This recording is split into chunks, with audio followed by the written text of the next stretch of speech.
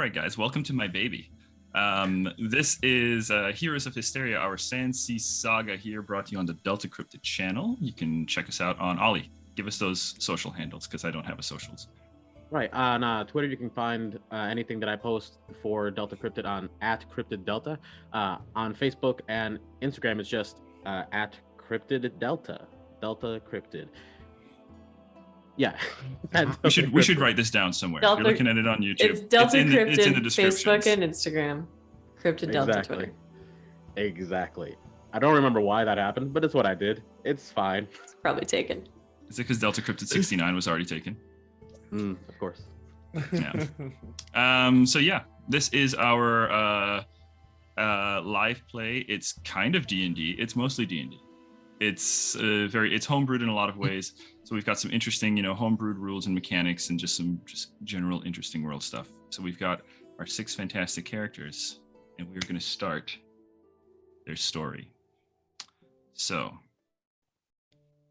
heed my words, adventurers.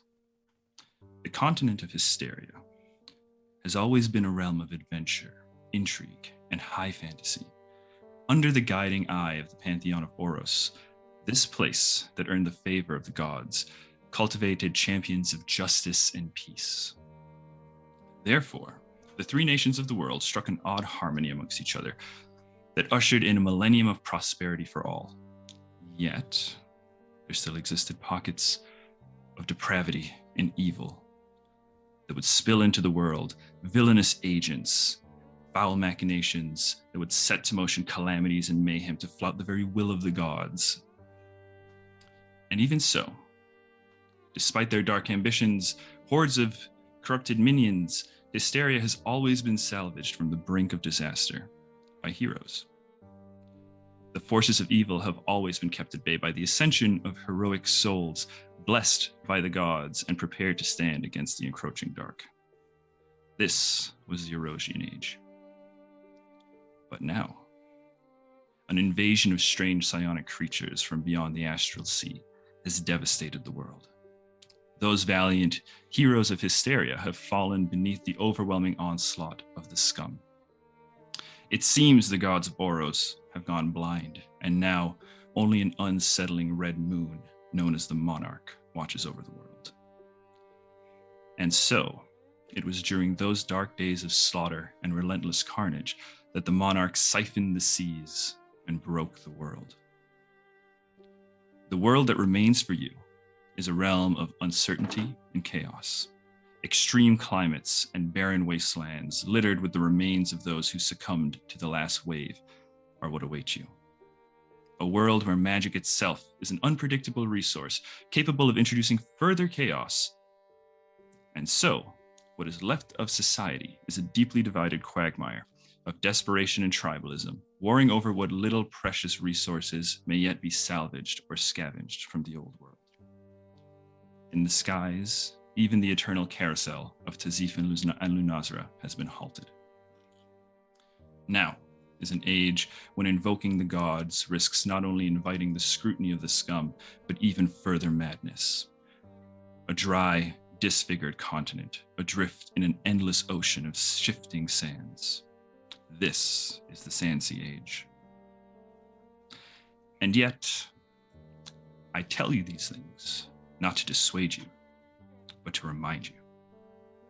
To remind you that it is only in the face of the most insurmountable odds that the most legendary heroes are capable of ascending.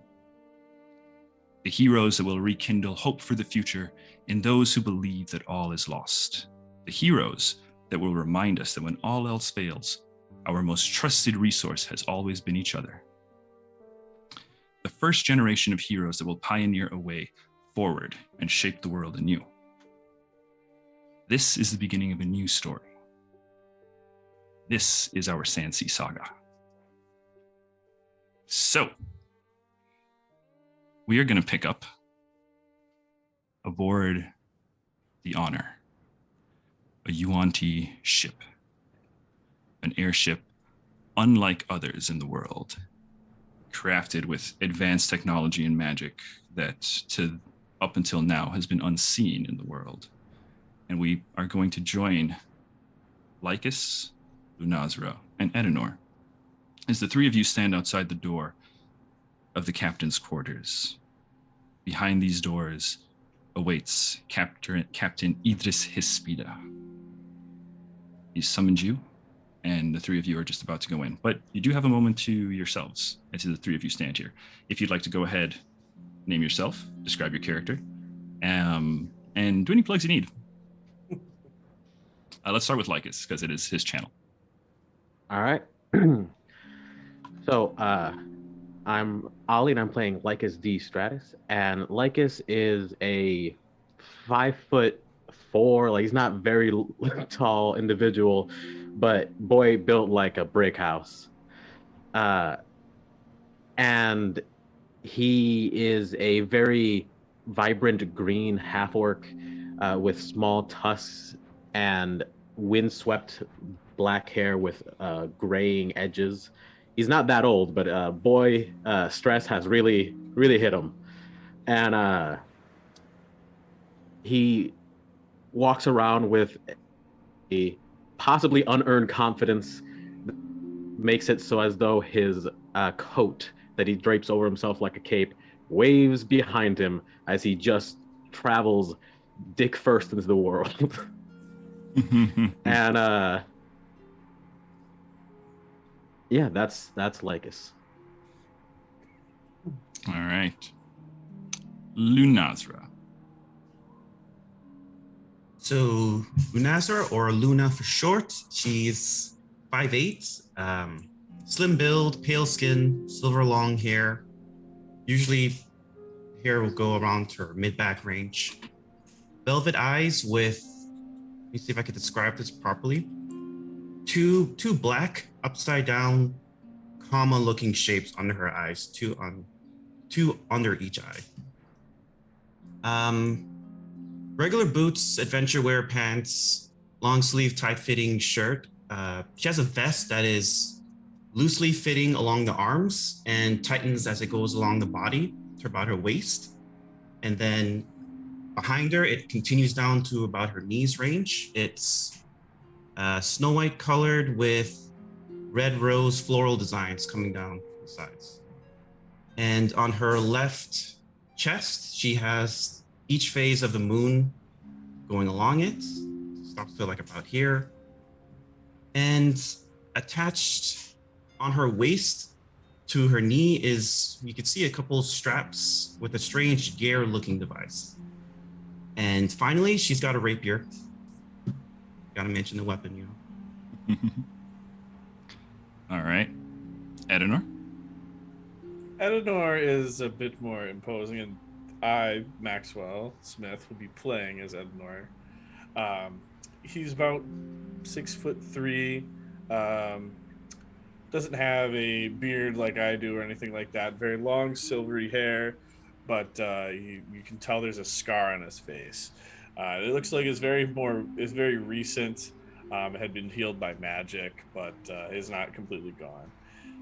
And has kind of purple eyes with a, you can tell just along with his clothing and some of his equipment, such as a sensor that is on his hip, that there's a lot of sparrow imagery.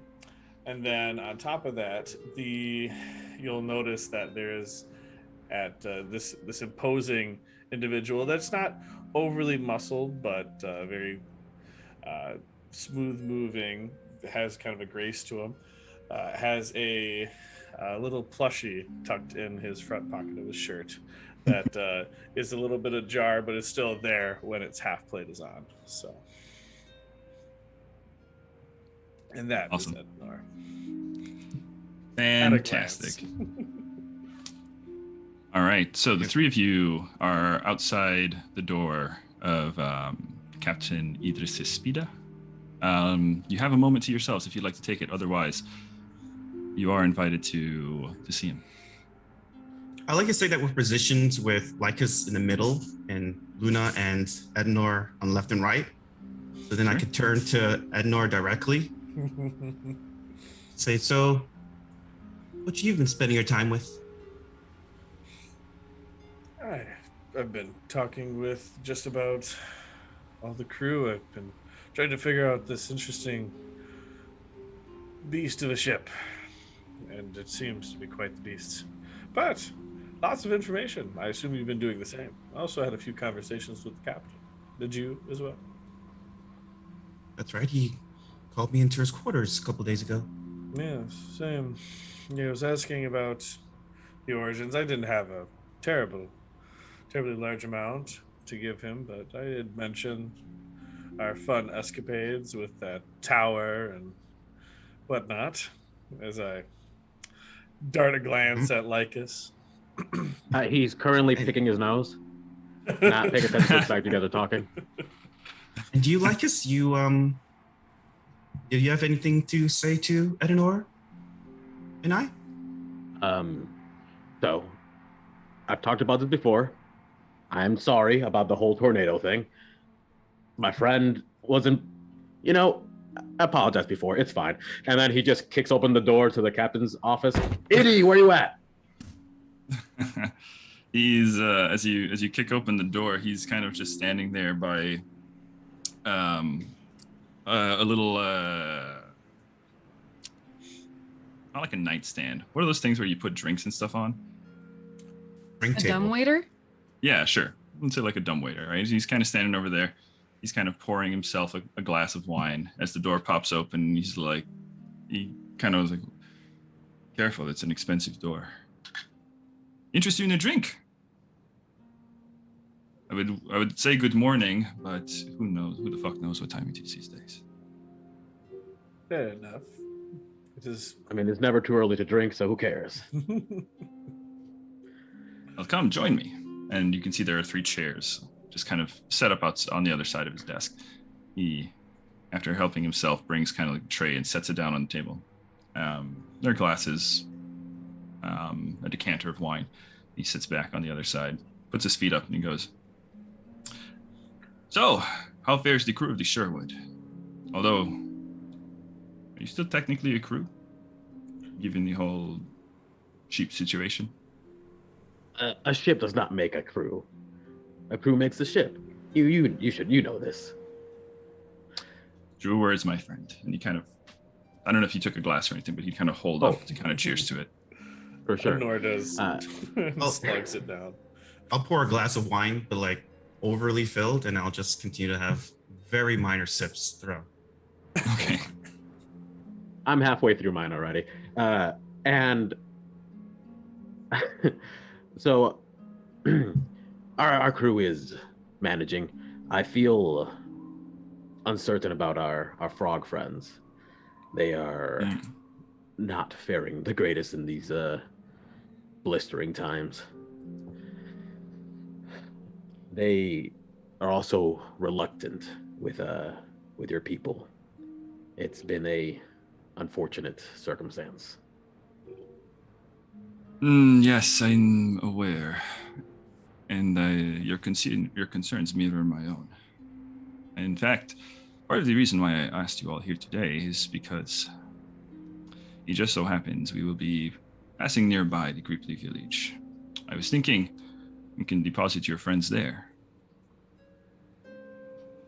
I would deeply appreciate this act of kindness. Oh, it is not only an act of kindness. It's simply the more sensible option, given the circumstances. You understand, as you pointed out, there is a bit of history between my people and theirs. I mean, Will we just be leaving the Gripply? Or will It's the up to other- you. I assumed, and he kind of looks to yourself Yes. and Luna. I was very well aware that the two of you were very interested in Saras. Of course. We just have to make sure that the captain is on board with the entire plan. Of course. no, I think I'm going to tag along. This seems like the direction that I'm meant to go in for some reason. But if anyone doesn't want to come along, they don't gotta. We'll find another crew. Should we be Fair a enough. little bit concerned that we might be sending them to their death? There's no water available. We'll just have to The evaluate Gripply it once we are- arrive. I would not worry too much about them once they're home. The Gripply, they are resourceful and not without some power. I'm sure that they have found a means to maintain themselves, at least enough. I'm merely bringing it up because it seems like you have some sort of, friendship connection with them. Yeah, Doesn't matter to me. They're wonderful. They'll keep you around even if you're a big dumb lug like me. But I know they'll be fine. And honestly, it's not like sticking around is going to help them. Only thing we can really do if we want to help them, and I want to help them, is find a way to sustain them. It isn't going to happen here. Okay. I'd be willing to, along with Luna here, we've already discussed getting in sort of introduction with some of the members of my order. Like I said, it's possible they might be able to help your friends, but it's very possible they will not be. It's very possible our aid may not be accepted. We're not the only ones that you would need to convince. Yes. Let me try to at least open up a communication. This is a new world. There's no reason to bring old grudges into this new world, right? I completely agree, my friend. So, unless there's anything else you guys would like to talk to the captain about, he gives you leave, having kind of now discussed, okay, the plan will be to drop off the Gripply at their village. You have some more passengers in the crew. We have those two little girls, some of the lizard folks. This is out of game. What was their name, their race again? The lizard folk, yeah. They were lizard folk. Okay. You want to know like the other name? There was like an old. Roll a history. First roll of the game, guys. It's a history. So if we start off bad, it can only get better. Right? Right? Oh, some of us started off with 0 sessions with a natural 1. Hi. Okay. Unlucky. Several natural ones. No. The reason I have to bring it up is because, lol, I rolled a 1, so. Sick. Okay, yeah. Did you really? And What a way Yeah. to start the game. That's why I was Well, like, what is if the you start score? low, you can only get better. Well, I guess- Overall, I guess- it's a 7. I guess it didn't really matter, because if it's under a 10, yeah, you don't remember anyway. Oh man. But, yeah. I'm just gonna make up a superstition and say that that's good luck. Sure. Every campaign should start with a natural 1. Yes, it's a good omen. Yeah, hopefully your next rolls are going to be the good ones. That's what you're saving up for. Okay. So, you don't remember, but you were saying something, sorry. There are other members of our crew. We'll be taking them with us or dropping them along the way. I look to like us for this. That's up to them. If they wish to if they wish to stick with us, then happily invite them. If not, we'll leave them someplace that they think they'll be safe. As for the children, they could stay with my frog friends. They are, again, very kind people. Otherwise, I would hope to keep them nearby, seeing as it is an unsafe, everywhere. Should I suggest that we might be going to Azufast at some point in the future? Perhaps that could be a drop-off point for them. I mean, if we find a place suitable to take them in, sure. Until then, we will likely need some cabin boys. Sure. I personally know an orphanage that I can see if they have space for them Possibly. in Azufast. We shall see. Sorry. The child that I saved, she has not earned her name yet, but we shall see if she wishes to be a ward. You've learned their names over the last couple of days. Shut up, traveling with DM. She hasn't earned it. He's learned Okay. it. He just hasn't earned it. You know what? Yeah, you say she hasn't earned it, then she hasn't earned it. That's fine with me. It was a joke. Where am I? Earning names. Children. Must be Got it. I think I'm fine with. Gives you her. She gives you her toy, and you're like, yeah, but you're not a person yet. Yeah, quite. You have to get a kill first, then you're a person.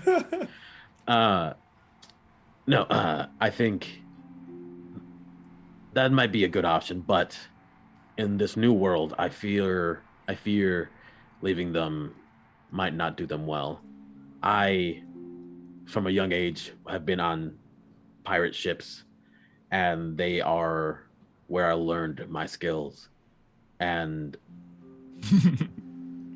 I think raising a new generation might be something beneficial to the world. I don't know, shudders at the thought of multiple Lycuses running around the boat. I wouldn't be raising it by myself. You two would be the, there too. Fair enough. Now, like it Provide shudders some that there you have temperance. multiple Lunas. And Wow, so you guys are adopting children. All right. I'll, Nat I'll- ones and kids. I'll try and divert this quickly and look to Idris and say, do you have I went to the supply room, I couldn't get it, but do you have just a regular notebook? Just to write thoughts, theories, lines. Kind of looks at you.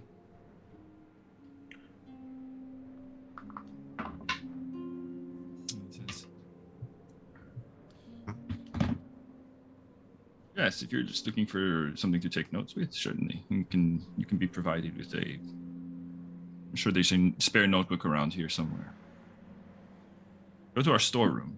And there's what's the name of that bot again?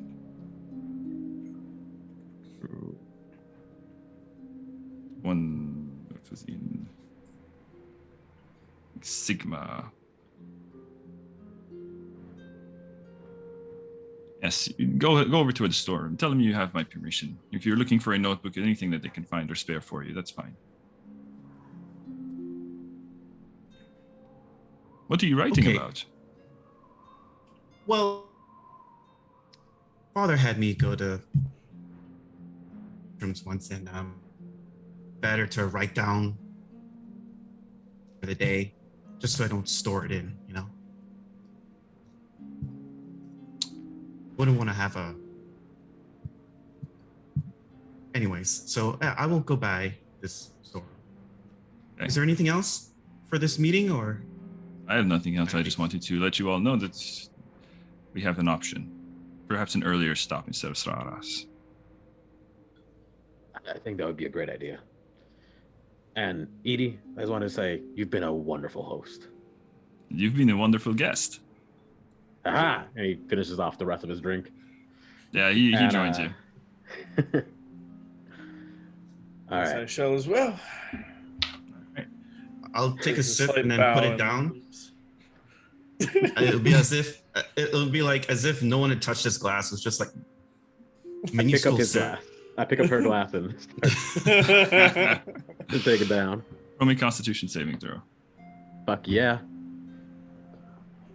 What's that supposed? Oh, okay. Because of multiple boosts, not because some You sipping. had 3 glasses. Poison. All right. Those If you like want two cooties. guys, Like a that's cooties what they roll. give you. Constitution. All right. So I rolled an 11 plus 3. That's 14. You're fine. All right. So, you lads leave the captain's room, off to your own little thing, right? And then let's check in a very different place. Him, Cress.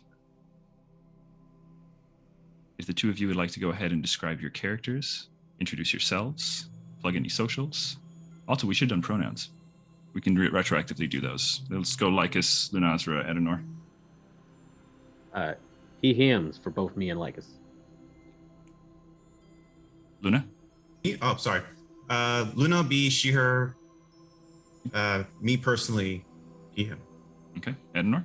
He, him for Ednor and Maxwell. Alrighty. So let's start. We'll go alphabetically. Cress. Right. Cressida, they, them, button, they, them also. Cress is petite and pale, a sea elf. Their skin is amelanastically white, like deep sea fish, with these glints of yellows and oranges and teals, reminiscent of a tropical bird. Their eyes are deep blue, flecked with teal and yellow. They've got this long spray of white hair that pigments into this vibrant yellow at the edges. Their armor and accoutrement are a jumbled mismatch of gear. And recently, Cress has manifested these strange tattoos that don't want to seem to stay put. There's this near constant flicker and flow of ink that extends to their natural features. Occasional thin slivers of opalescent yellow and teal fleck scales drift like petals across their face. Waves flow down their neck and across their arms. Teal beta fish swim around their limbs and torso before vanishing into nothing up their spine. Yellow canaries take flight, darting from one palm to the next. Chaos just kind of paints itself across their skin. And they look concerned. If you can do the same, and why don't you go ahead and describe for us where we are as well? Okay. We'll start with Pim. Pimenia Knackle. Pimenia of the Knackle clan, but my friends call me Pim. Pim is about 3.5, about 35-pound, slender, athletic rock gnome. Very young, if you know how to understand age in rock gnomes. She's about 20 years old, just coming into adulthood. She's got a kind of round, jolly-looking face, stark white hair that's kind of fuzzy and shoulder length, but a little bit unkempt and going in all different directions. She's got these delicate little pointed ears that come out between her hair with all these silver rings on each ear, spanning from lobe to tip. Light pale skin, large brown eyes that are always sort of twinkling with joy and curiosity, except not so much right now. She wears these super cool overalls that are like green and green and brown striped, and they're kind of baggy and kind of loose fitting. Underneath the overalls is a wildly colorful paisley shirt, also kind of baggy and very comfortable so that she can move easily. All these straps around her waist of bright colors. Currently, Pim, she, her pronouns. My name's Hannah. Hannah also has she, her pronouns. So currently, Pim is inside of a tank, kind of floating in this liquid, unconscious. Wait. We are, well... No, because you guys are still in the dream as well. Okay. Right? So, yes. So we're in this kind of dream subconscious state right now. Cress and I are chatting. I'm not actually really sure what the setting is. I think we're... What's your dreams? So you had... where we last left off, we were in the space where we were looking at Cress's unconscious form in a similar tank. Okay, so we're in the room with the tanks, kind of looking at Cress, who is also in the same scenario in a tank, kind of floating there unconscious, but our dream subconscious selves are present. Okay. So this is where we left off with the two of you. Now, what would you like to do? These walls are made of flesh, correct? Yeah, it appears so. All right, that good for us, bad for it. We're not gonna be sneaky. I'm just gonna let you know. But our shit is up there, and you're over there, next room. Yep, I'm right next door. You should be able to just go out and walk around and pop right in. But yeah, There we is need to get out of here ASAP. Right. There is a door, correct, to this tank room. Do we see any mechanism to open and close it? Him? So yes, there are. Pim remembering, those things that Zadok was working on. So you mentioned there's like control pads for the tanks, but for the doors, you just put your hand on a door, right? That's what I saw Madame Zadok do. Yep, okay. Essentially. So it appears that the tissue reacts to touch. For doors, I think we just place your hand right on the door. And anybody's touch? Well, that I don't know. I didn't try it myself, but Madame Zadok was kind of showing me around, and I know it responds to her. Why did she show you around? Why did she show you everything? She suddenly regarded me as a friendly acquaintance. All right, good to know. How long ago was that? I don't know how much time has passed. Has it been days? If it were a charm spell, do we think it would have worn off by now? Well, we don't know how much time has passed since she put me back in the tank, but she was still charmed when she put me in. So I don't really know. We're gonna find out. All right. Worst comes to worst, we just cut her hand off and use it. I was thinking that, but I didn't want to say it. I'm proud of you. All right, let's try and wake up. What do you think? Okay. They'll kind of glimpse at one of the tanks and the quick reflection of this very large dragonfly. Do I just will myself awake? The dragonfly, kind of seeing it kind of like move through the tank, it just kind of like, it appears in one area, and as it looks almost like just the outline of it. But as it kind of flutters past over your body, you can see it fills out in the actual like colors and looks like it actually has form as it passes over you, and it kind of goes. And you hear. Cress only hears this, not you, Pim. Whenever you're ready, I'm with you. All right, let's get the fuck out of here. Okay. Cress, go ahead and roll me a wisdom check. Pim, roll me a wisdom saving throw. Goodbye, dice. Would you say this is a wisdom save against a magical effect? No. Well, all right then. 23. 23. Okay. Pim? 10. Failure. We'll get to you in a second. Cress. You are beginning to kind of wake, right? The last image you see as kind of the canaries kind of begin to flutter around, right? Kind of letting you know you're about to transition, right? You see Pim, eyes closed, concentrating on getting out of here. And just the last flash that you see is the monarch, a red moon, behind Pim, staring down. But you, Cress, do wake up. All right. And you are in the tank. Like, you wake up and Sea Elf, this isn't too much of a concern being in this sort of like aquatic thing. But you wake up and you're like in the tank. All right. How big is this tank? It's quite small. I mean, you're small too though, right? So like if you lean I'm your back. 4'9". Yeah, if you lean your back up against the wall, like you can almost get your arms all the way outstretched.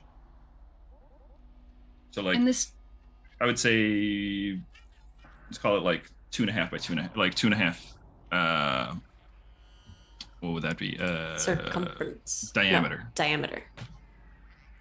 Okay. Diameter, yeah. And is part of, if I remember correctly, part of this tank is attached to the flesh chip? Yeah.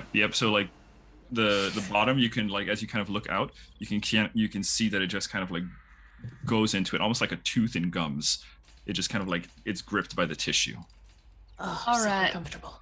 Perfect. You're gonna hate this. I'm gonna I'm gonna wild shape into a giant badger and start burrowing through the flesh toward my buddy. I was not expecting that.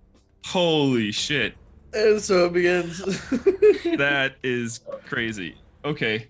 I was That's wondering one how way long to it do was it. gonna I'm take. getting out. That's one fucking way to do it. Honey Okay. Badger don't care. Honey Badger don't really give a don't. fuck. I also Okay. am very weak. I have a strength of 6, you guys. Can There are you- only so many things I can do if I want to But escape. you use the Badger stats when you change, don't you? Or do you Yeah, keep your own exactly. Yes. So now I'm strong. Okay. I'm stronger, Now I'm and I have a strong. burrow speed. Perfect. No. I am gonna want a strength check to kind of like at least get that like Okay. purchase. I'm so glad I'm a giant badger. So that would have been shitty. 12? It's still not good. 12? Yeah, I mean it's gonna take you a bit. It's not like an instant thing, but you think, given enough time, you can probably start pulling your way through. Like you can feel your claws just like stab down into the tissue, right? And kind of pull away, but it's it's strong fibers, right? It's gonna take you Yeah. a bit with that 12. But All right. Does the tank But I know- break the when tank they change? Because that's turning into That a would large be creature. nice. Yeah. tank It's not large, it's medium. Oh, Sorry. not.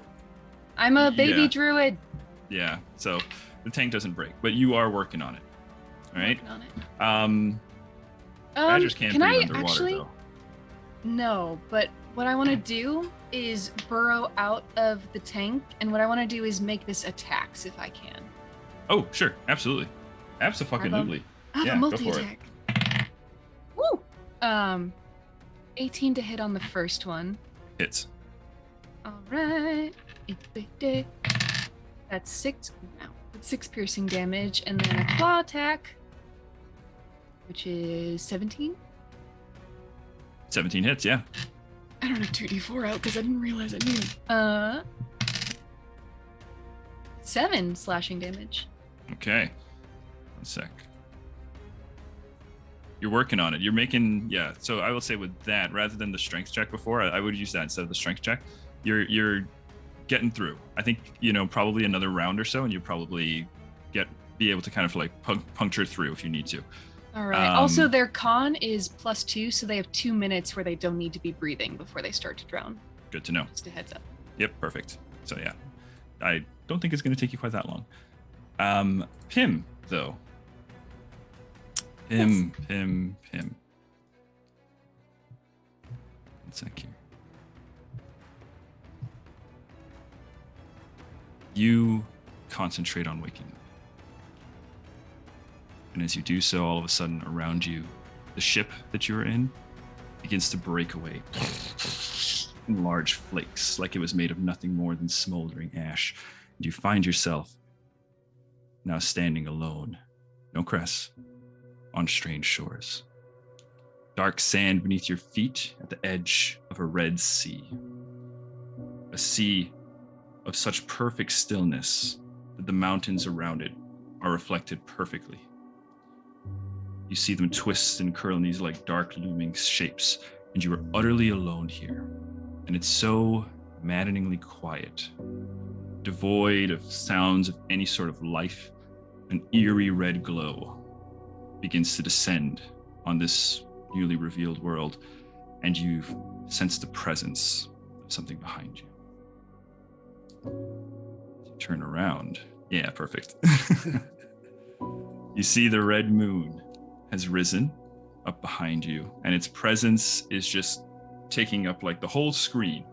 And it exudes this sort of heavy pressure on you. You feel exposed, invaded, the sanctuary of your mind breached by this entity. And then suddenly, you awaken. You're floating in the tank on that strange alien ship that abducted you and your companions, and you realize that you are unable to breathe. The tank is sealed all around you, and unfortunately, you didn't have kind of like a going into it kind of plan to like hold your breath kind of thing. Hold on. Okay. Your muscles. Yeah. I did manage to snag my cap of water breathing. Yes! room. Oh shit. Okay. So I Get it, pull baby! it out of my secret pocket inside my overalls, and I shove it on my head, do the little tie, and I say the word Brina, and a little bubble. Awesome. Grass, can you hear me? No. Okay, Badger if I wake up to a fucking badger clawing through the flesh wall into my not there tank yet. room, I'm gonna shit my tank. Unfortunately, it's not a badger that you awaken to because suddenly the Shit. tank opens and you land with a heavy crash onto the. Well, you're pretty graceful. I won't say you crash, right? And especially because you're not panicking due to not being able to breathe, you can kind of like just you wash out and you're able to kind of like keep your stance, keep your footing. Pizzas. Your feetses. All right, and you hear, now, my darling. You dare manipulate me with magic? Did you believe that this was a wise course of action? Oh, you. Hey. So, yeah, well, you're the one who told me to start using my powers to get what I want. I learned it from you, You're a good teacher, actually. Motherfucker. Gaslight the bad guy. Gaslight, gatekeep, girl boss. Oh. Roll me a persuasion check. Yeah, baby. Gladly. As you see this. That's a happy face, so it's got to be pretty good. Well, hold on. Doing math. No, it's. I'm Happy to looking at be here. something. Damn it. Okay. So it's only an 11. An 11. Okay.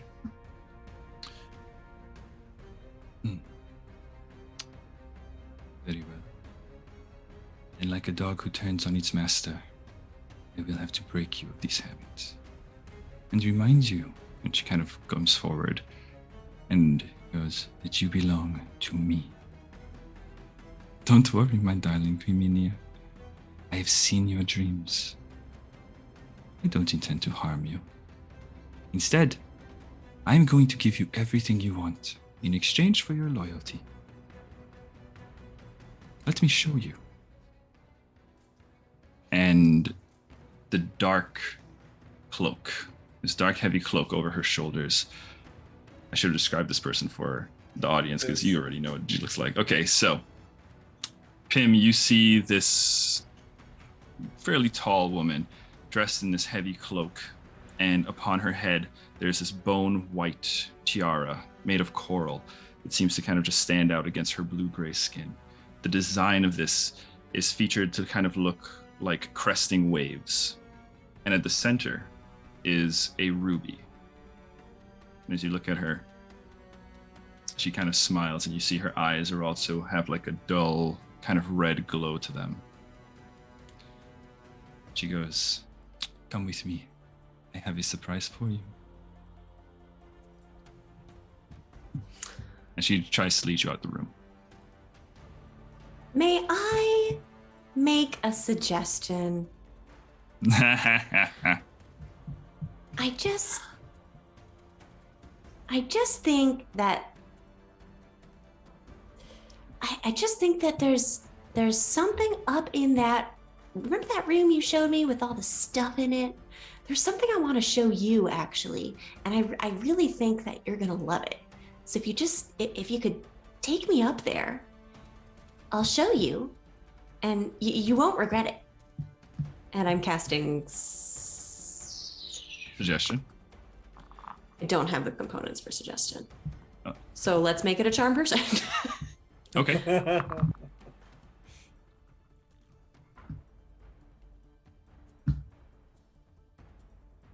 15 wisdom. Check. 16. Oh. Okay. And she goes, your spell you kind of cast the magic, and she just kind of twitches her head lightly. Not this time. But All right. You've learned my tricks. I appreciate your candor. So what if I refuse? What will you do then? Probably put you back in your tank. Okay. Go where I intended anyway. But after a time, wake you up again. I'm willing to wait a long time. Compared to most the rest of the world, Pim, you and I have an eternity together. Well, that sounds lovely. You know, I've really enjoyed our time together. And I'm sort of trying to kill time, hoping that... Yeah, I was about to say, how much time has Nice, passed? yeah, perfect. Okay. Cress, Huh? roll me another couple. Actually, sorry, How let me long cut to has the it guys been? real quick. Yeah. Okay. It's another round. Like, you could definitely, we'll do another attack here in a Just second. You can one go- round? That was a lot of That talking. was at least 3 rounds, come on. That was a lot of talking. Okay, a lot of fine. words. I'll give you 2 rounds. We'll meet in the middle. Let me drop to the guys real quick. You guys. Hey, I did get a natural 20. Sorry. Oh. Okay. We'll come back to that. You guys. The ship, after some time, kind of continuing traveling a bit, kind of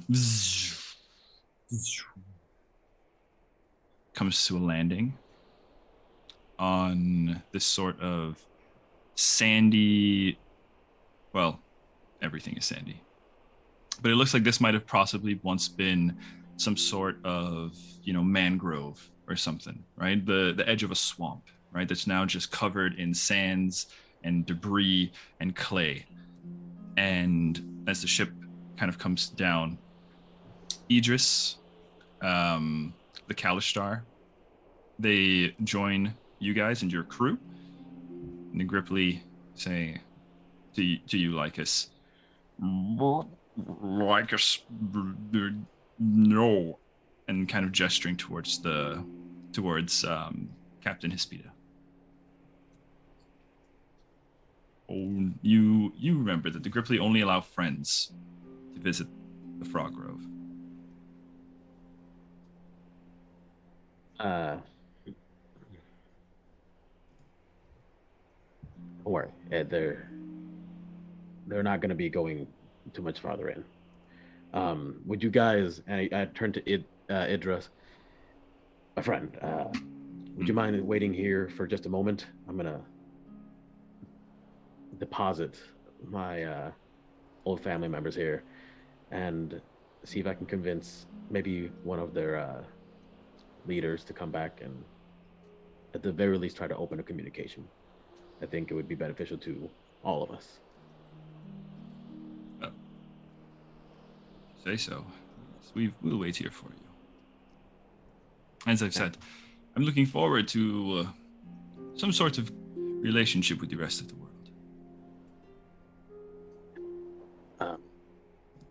Keep an eye on the kids. And then I slap Luna and Eldenor on the back. You guys, we're going on down. Who do you take with you? Because the lizard folk are also like standing ready to go with. I offered them, hey, you can all, and whoever wants to stay here can come, they can stay. Whoever wants to follow to the next city, go ahead and hang out here on the ship. We'll be back in no time. Okay. The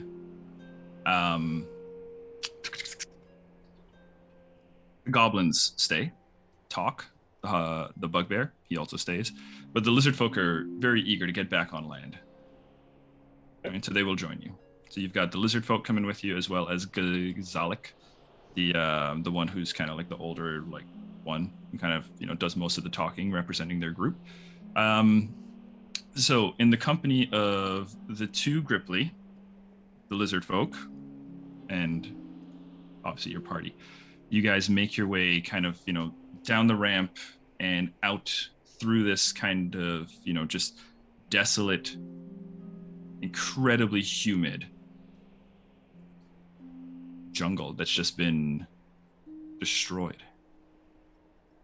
You're hiking for about 10 minutes when one of the Gripply they've slowly been tiring over the walk, and as the sun continues to kind of bear down upon them, they just drops in the sand. and the other one, Gubdub, who is, your friend. He's kind of he drops down as well. He's very concerned. He's not quite keeling over like the other one, but he's worried.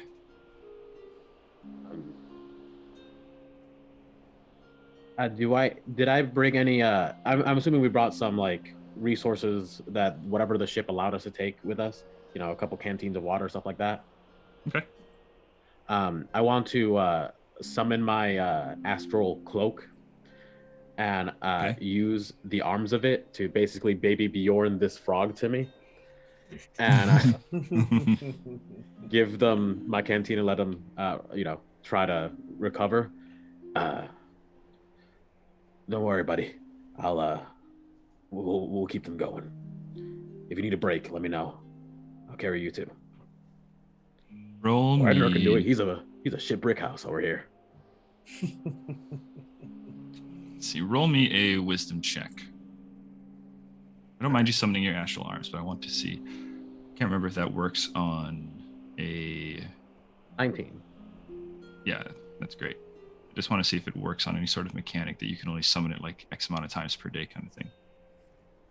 It's for in terms of combat, needed. To summon my arms out, it's a key, so I can waste the key. I'll take it. Okay, well, with your 19, I'm going to say you don't need to. With your 19, your wisdom check was high enough that you're kind of, this is a matter of spirit, right? And you find it in you, to kind of help them out. Where you find this force from, hard to say, but you guys continue, now carrying that one. The other one does start to fail, and it kind of looks to you, Edenor, a little bit. He starts kind of glancing. Come. Okay. Roll me a strength check. He's not very heavy. Yes. Imagine this little frog just looks so heavy. Puppies. Please. It is a... Secretly, Luna's been on Ednor's back the whole time. It's like a 15. You attached your rope to your grappling hook to them, and you're on skates. Yeah, it's a 15. By the way. 15, yeah, you're able to carry this guy, no problem. And carrying these Gripply in your arms, the group of you come to the Frog Grove. You find yourself you walk down kind of this dried riverbed that just kind of led into the village. As you come in, you notice there's just kind of a wreck of docking and fencing on one side, just kind of partially buried by a whole ton of sand. Lycus, having spent some time here, you remember that they have these crabberies where they would kind of house the crabs that they would capture and stuff like that and domesticate. This is what this mess of stuff is probably just the remnants of that. There is also a kind of a sheer cliff to your left, and at the bottom of it, you see a sailing vessel. The sails are tattered, right? It's kind of now up against just the corner of the cliff, and you see a whole bunch of equipment kind of spread out, and you hear, with your passive perceptions, which is quite good for you. You hear a little bit of activity within that area coming from out there. But you know that up ahead, you get into the village proper. As the rest of you can start to see as you kind of come in, there are some mud huts just somewhat beyond the crabbery, the remnants of the crabbery. There is a large, massive, old willow tree that is just dry and dying. But still there are, long strands of fronds just kind of draping over. And then all around you, you see just remnants of trees and shit along the riverbed. For the record, approach with caution. They are not particularly violent, but they are a bit jumpy. And I imagine in these times, even more so. You guys you continue forward then? Sorry. Yeah, I lead the way. Give them less than a week before this pretty much non-existent. So let's drop them off and be on our way. As you guys are kind of making your way past the crabbery, the lizard folk kind of break off here. You can see they're kind of right? And as you see them kind of making their way over, you see this large hulking shape just kind of buried in the sand just beyond some of the crabbery. Roll me perception checks.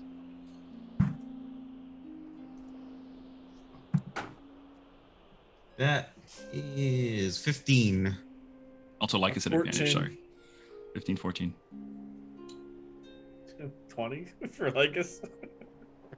At 25, never mind. Oh. You said You're rolling on right? D&D, yeah? Yeah, advantage, I just spotted on the Yeah. corner. Lycus, you catch this whiff. I mean, all of you kind of like look and see the mound, but Lycus, you catch this whiff of just like rotting meat. Right, and as you guys kind of look over, you can see the giant, like partially submerged claws of some sort of gargantuan crab, whose body is just a broken shell. Since I got a natural 20 on that, can I potentially warn the lizard folk before they step upon that which they must not? Sure. But I will say with your 25, though, you can also tell this creature is not moving. Like it's, yeah, you can tell it's not moving. But also with your 25, you also see on the top of the crab, you see these large kind of like stone formations, and lodged onto the stones are the remnants of broken sailing ships. You see just like the figureheads just kind of like sticking off the front off of some of them.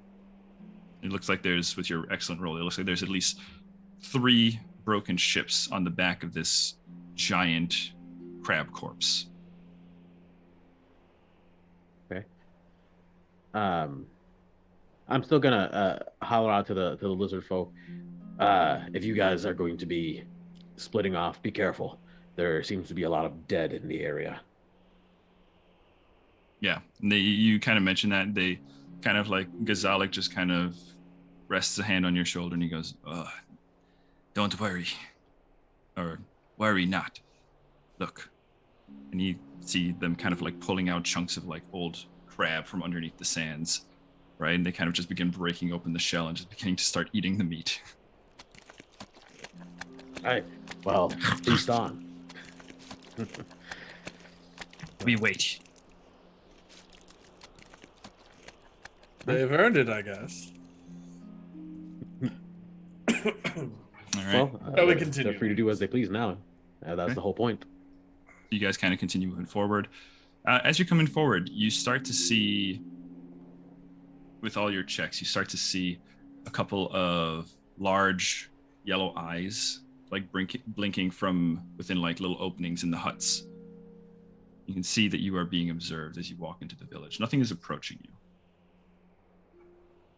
till you make it like halfway through, and then you are approached not by a Gripply or any of the frog folk, but a tall, lanky individual with, furry kind of ears, a kind of bestial nose, right? Very soft features. And they come forward and bows and goes, bring back the children of the Pond Mother. We found them in a bit of peril, and we are bringing them home. Are the others well? Dark times. But the Pond Mother yet lives. Come, let us get these children to the egg pond. Cool. As he's kind of walking away, he kind of like speaks to you all and goes, I am Wabba-Dub-Dub. At least that's what they call me here in the village. Good to meet you, Wabba. And you? And your names? Lycus, would you like to start? Being the captain? I don't want to be presumptuous, but yes, I would. Good to meet you, Wabba. My name is Lycus D. Stratus. I'm the captain of these merry men. Looks at all of them and he looks at Luna and goes, and one woman.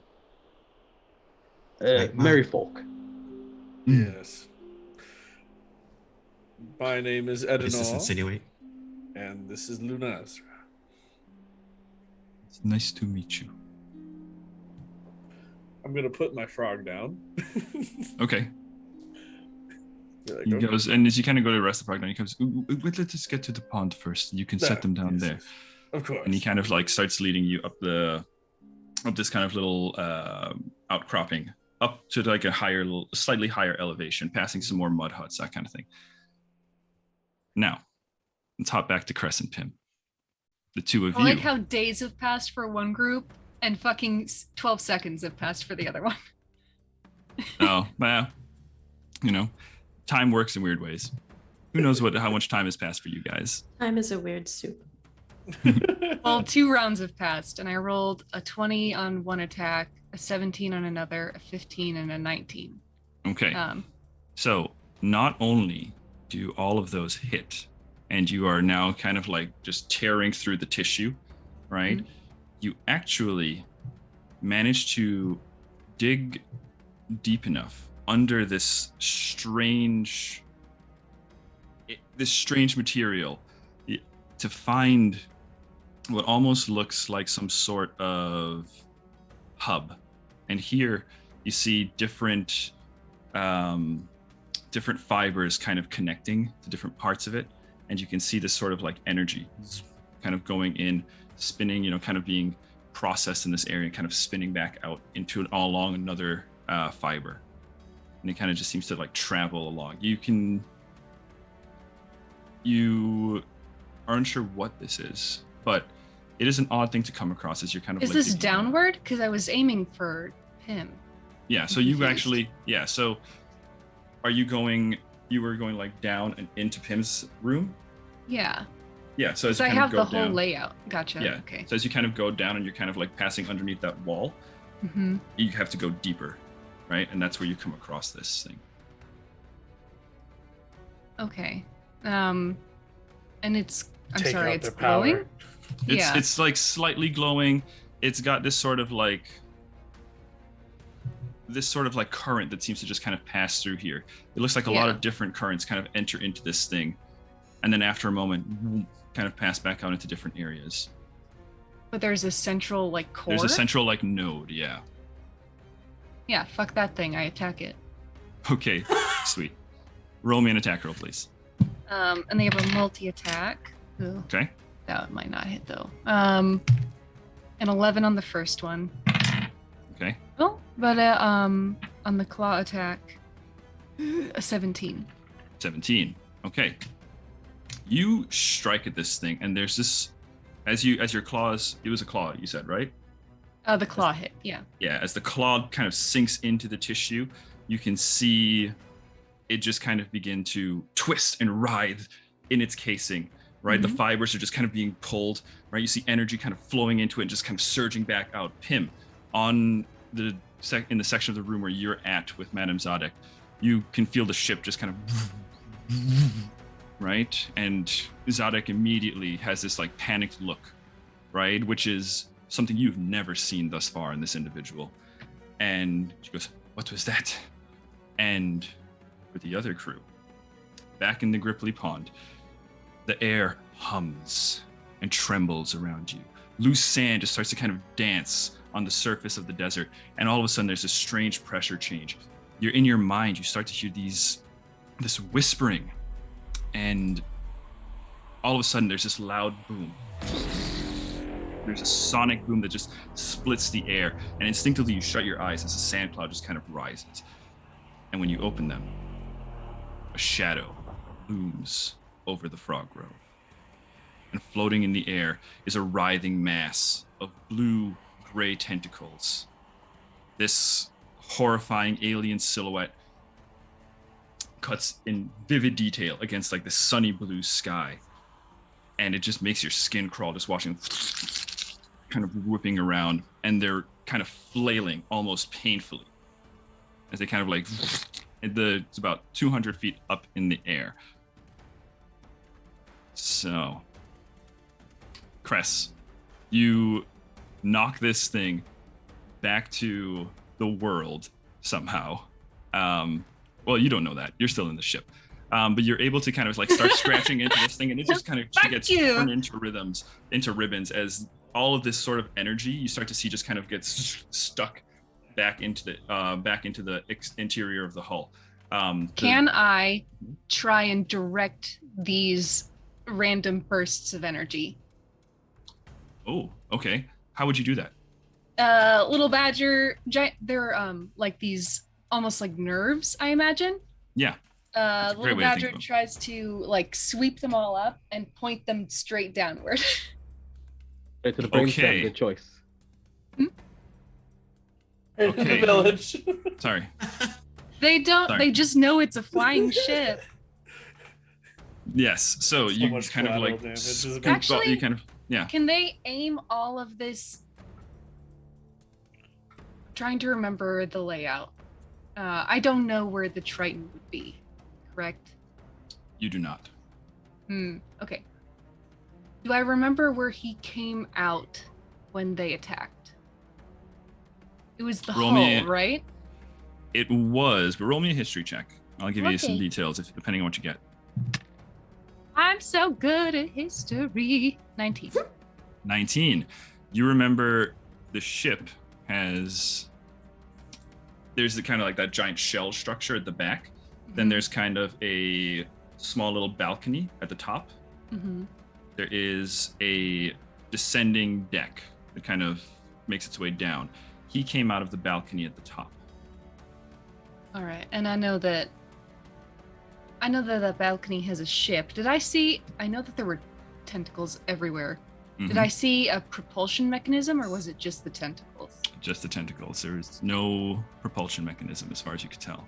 Fucking god damn it. Okay, they try and aim it up at that balcony toward the hull. Okay. Roll me an attack roll. Badger attack. 14? Seems fine. As you kind of like scoop them up, right? You can see the node is kind of like still kind of writhing. You know, parts of it, there's still kind of like a pulse inside of it, right? And it's kind of like whipping like little tendrils and stuff onto you, right? And you kind of like grab it and shove it. You said you're shoving it up into the roof? Yeah. Okay. You shove it up. Toward the hull. Towards the hull, yeah.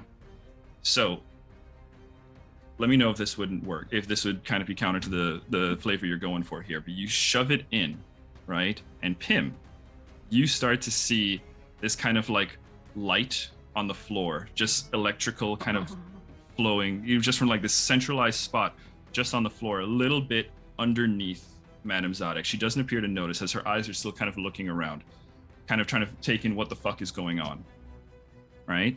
But the ship, you see the floor kind of like zzz, kind of starting to ripple as the tissue of whatever it's made of begins to kind of react to something going on.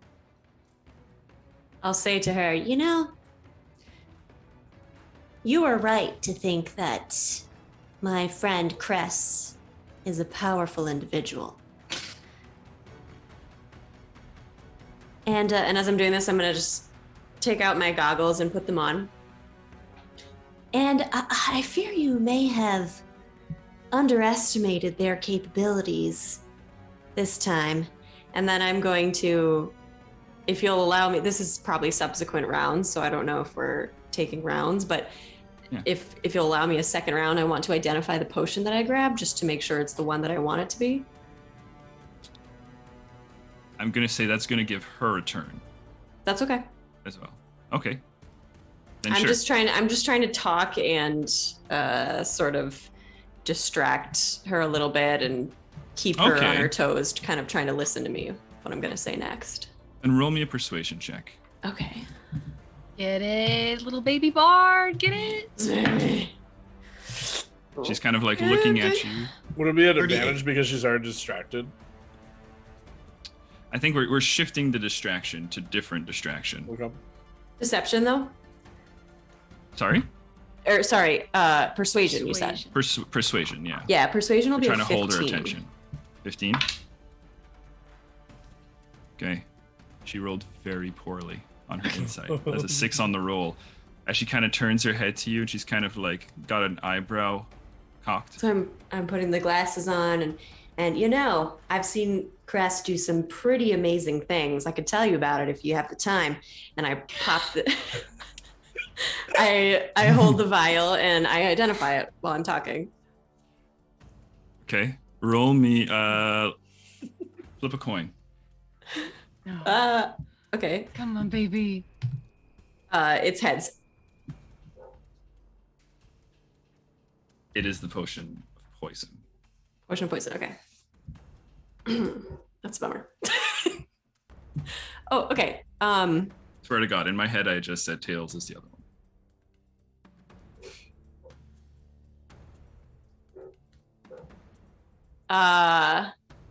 Cress, this is another round. You'd like to take another attack. You can tell that you can see the two floor. rounds, right? Yeah, this is 2 rounds. So that was your like second round there.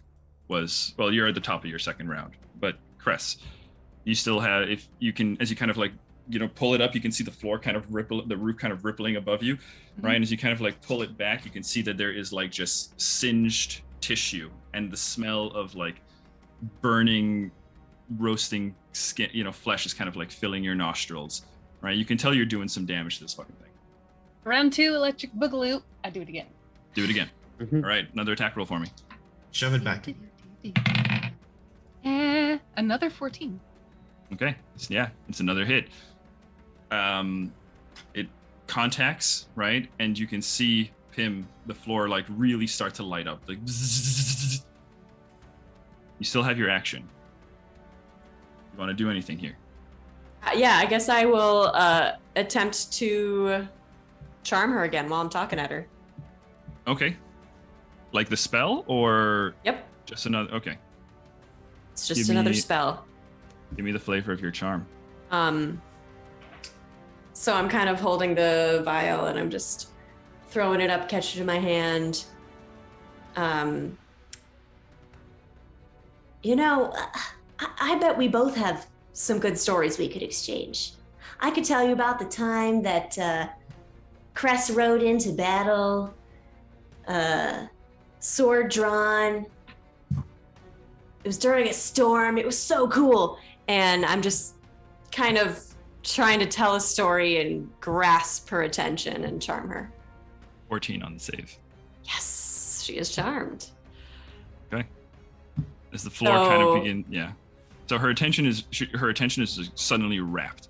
She's just like incredibly focused on you. Her features kind of soften, almost like she's starting to kind of forget about the rest of the ship as you just kind of start to seem so interesting to her, right? And she's just about to say something when the floor kind of there's just this tear of tissue. She glances down and there's a surge of electricity, right? Cress, give me another attack roll. 19. Give me 2d8 damage. Ooh. I have my d8s out from last night. Just 2d8s, 9. 2d8s, 9 damage. Okay, 9 damage. Pim, you watch as she just barely glances down when all of a sudden there's just an eruption of electricity as from beneath her feet she just goes bzzz, and she starts to kind of like spaz out as she takes that 9 damage. Let's... Okay, I'm pretty sure that immediately wipes out the charm. Yeah. Yeah. Okay. I was wondering why you were going for that spell, but I don't have much here. that's okay. Okay, so in that case, I'm going to just try to use that opportunity to try to leave the room. Is the door closed or is it an open doorway?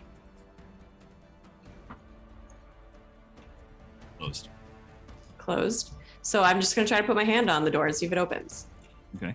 You run up, put your hand on the door, and we're going to go into initiative. That makes a whole lot of sense. And I Ground went crew? on a little bit long. Sorry? Is ground crew rolling initiative? Yeah, ground crew's in initiative as well. Yay, Rolling initiative. buddies! Everyone's rolling initiative. You guys We're see this together. giant kaiju? I guess, I guess we got work to do. To work, it seems. Let's move to the map. Nap time. So, this massive, betentacled ship had just appeared over the Frog Grove, forced back into reality by the strangest of fucking creatures that always breaks my games. A badger.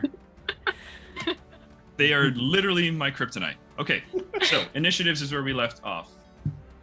Let's see. Cress, what did we get for initiative, please? 4. Okay, Cress with the 4. Now is a great time for my pen to stop working. Great.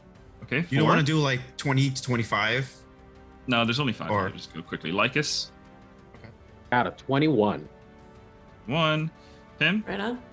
13. 13. Luna, 15? 15. Edenor, 17. 17. All right. So right now you guys have Edenor first, Luna, or no, sorry, Lycus first with that 21. Sorry.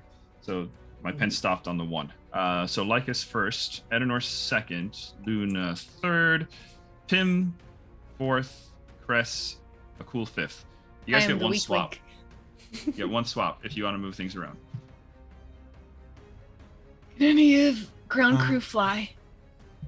I You're can. not- Yeah. But You you're can fly? first. No, you're second. I'm second. Yeah. Okay. Don't you remember? Go. It was a Okay, so very no- important scene. So we're all good? I think I'm good. I'm good. All right. All right, then. Ready for so, a ride, Lunestra? All right, so we're going to go Lycus, Edenor first, Luna, Pim, and then finally Zikres. Okay, so Lycus, start us off, boy.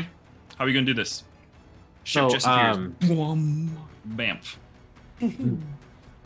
So You have a Gripply in he's your gonna- arm still. he's gonna put he's gonna undo the baby Bjorn and give the Gripply to Grubba Dub Dub. He takes it and he's like, it's wubba dub dub.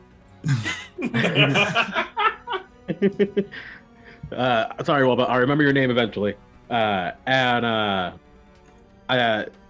Was it Lycus who forgot that Edenor could fly, or was it Ollie that forgot? I don't know. It's fine Well- with me if you want to say Lycus is the one who forgot. If he remembers, he remembers. You know, whatever. Point is, he grabs onto the shoulders of both of you guys and says, "All right, let's get up there." And then he waits and just grips for dear life, knowing that one of you two could get him up there. I mean, one has a grappling hook and one has. All right, so Lycus, you're gripped and waiting to see who's going to carry you up. Edenor, you're up. All right. Fair enough. Hang on. And then I'm going to drop my Gripply. And then I'm going to activate Radiant Soul. Okay. And then, which, as you see, I start kind of levitating a bit. And as I transform, my eyes are glimmering and glowing. And then 2 large sparrow wings appear, purple, behind me. And now I have a flying speed of 30 feet. So Nifty. I'm going to use that with does that get impacted with Lycus or no? What do you mean get impacted? Like as if with Because the he's holding someone. He's wondering. on someone. Mm, I don't think so. like you? No, I don't think so. Like you just want to move him with you? Yeah. Okay. I don't believe it does. I think they're just Okay. kind of spectral wings. I mean, you can, if you wanted to kind of like knock him back or something with it, I mean, we could talk. I mean, I want him to come with me. Yeah, if you so wanted to I kind of don't- come with you, yeah, no, you don't knock him away or anything. You just kind of summon your wings, like, Yep. All right. and like is that they're gripping your shoulder. And then yeah, I'm gonna guess now. Can I grab both of them, or can I only just, or can I grab onto Luna since Lycus is holding on to me? Or no, he's in between us. He's So- in between you. All right, well, Luna, you're gonna have to figure it out. So I know I you can grab have a onto- trick up your sleeve. So I can grab onto Eleanor and then grab onto Luna and yeah, just. there you go. And then just chain. Okay. All right. Have something just in case, depending on. Yeah. I mean, if you guys want to do that, that's fine. But Edenor, I need a hell of an athletics check. Okay. Let's do this, baby. You're a big boy. We believe in you. Let's do this. Did I say how high this thing was? I was gonna ask you how high. In my notes, I have one thing, but given the circumstances, I think it's fair that those don't really matter. It is... Okay. It is 60 feet. Okay. It's 60 feet above you. As it kind of just pops in. Womp. I got 21. 21. All right, Not my natural. boy. You are very, very strong. You guys watch as these ginormous, kind of like almost like translucent sparrow wings just emerge and then strike down. And they are huge.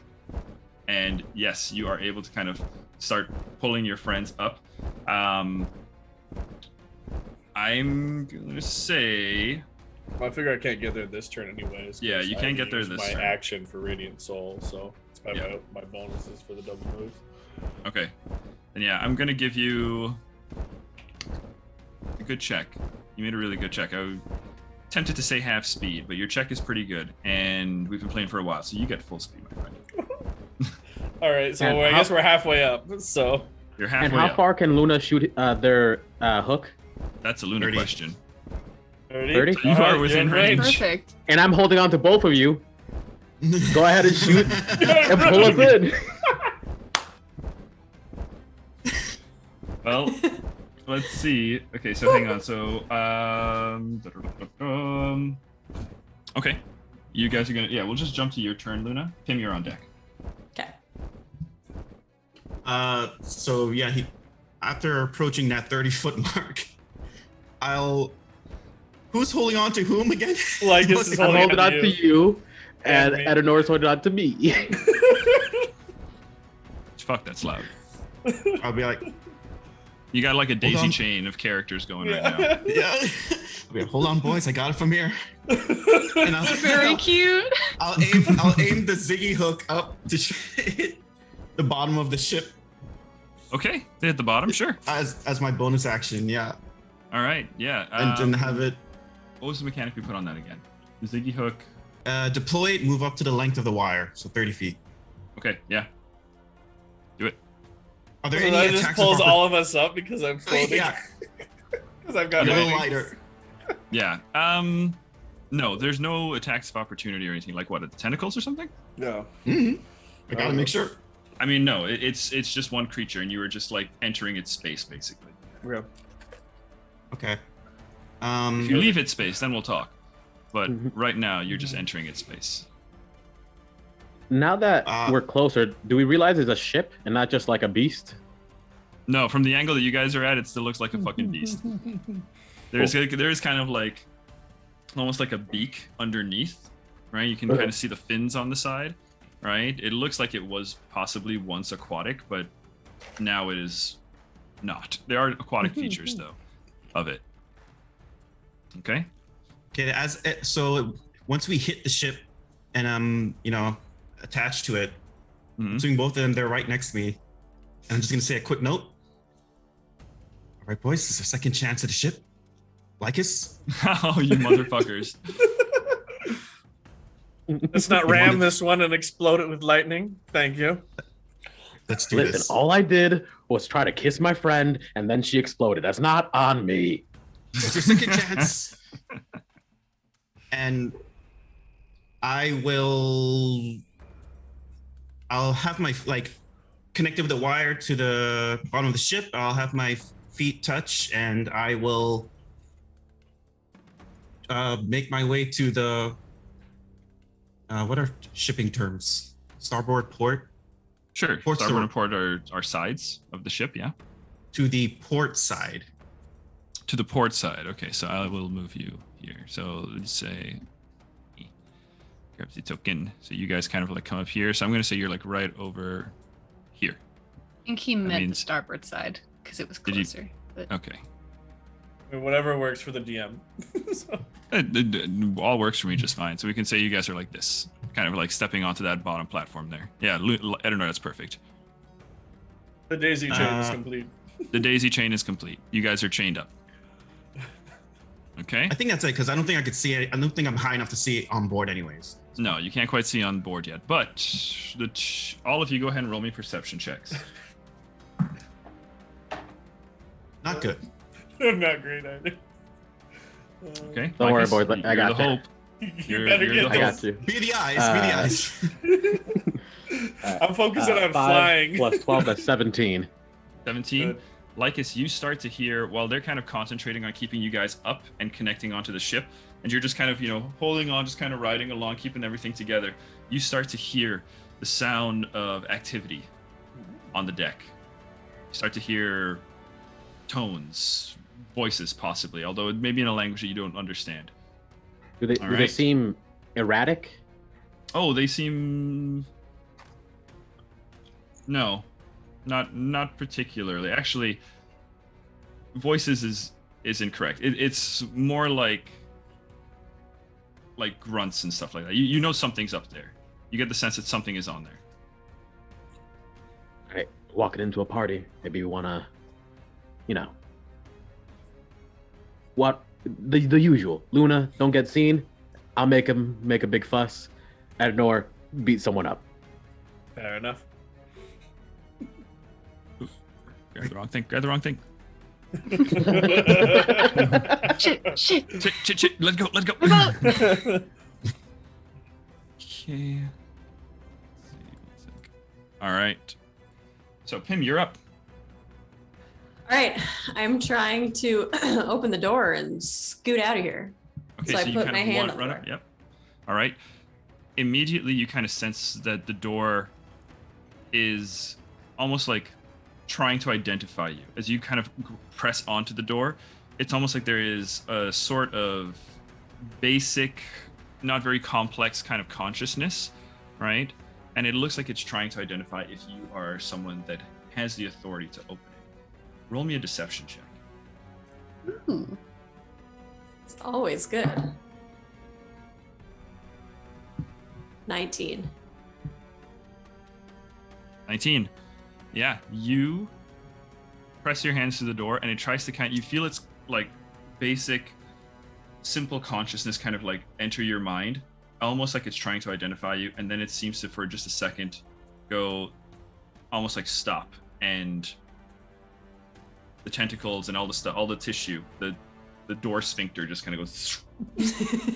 I hop through. I'm out of there. All right. Okay. Gotta go within them door poopholes. So you Yep. are now in, if you kind of have that map, you are in that like kind of open chamber. Yeah. Yep. With my movement, I'd like to get to the room that I know Cress is in. Okay. Yeah, you can easily like get to there. There's another door. Keeping your same check, you kind of press onto it and it opens up and you can see that Cress is not in the room, but you see the tank that Cress was in is like slowly draining, the water kind of going into some sort of like hole at the bottom of the tank. Just slip inside. We're just gonna go, Cress, are you in here? All Actually, right. they're like this right now. yeah. They're wrestling a nerve. Yeah. Give me a badger noise. I don't know what badgers sound like. Yeah. And as you do that, Pim, you hear from the room, you hear a voice go, so, this is how it's going to be between us, is it then, Piminia? As Madame Zada kind of like steps into the doorway and kind of like locks eyes with you, there is a glimmer of, there's like a red glow. I need you to make me an intelligence saving throw. As Against magic? no. Probably an innate ability. Okay, still good. 16. 16. 16 makes it. All right. Let's see.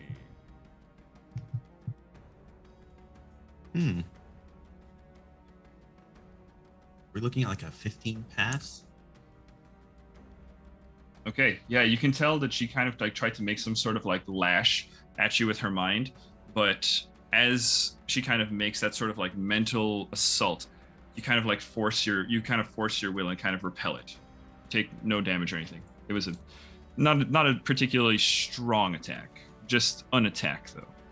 All right, and that is Nice her try, turn. Madam Zadok. Well, she's going to kind of move down the hall and kind of like get past you, just kind of like strolling past you, looking at you, just glaring, and kind of steps to kind of block you in the middle of the hall. So that after you try to I'm leave in the room Cress's at this point, right? I'm in Cress's room. Oh, okay. Then she's just going to stand in the doorway of Cress's room, just kind of blocking you from exiting that room. Okay. All right. I feel a Okay. magical disturbance in the Force. The table. force. The force or whatever. We'll get to that in a Okay. bit. Got Get to that in a bit. Remember that Oh, you want to check that. Okay, Cress, you are up. All right. Do I have any I have visual on the room above, Yeah, but you they have both visual on the left room. it. Do I have visual on either of them?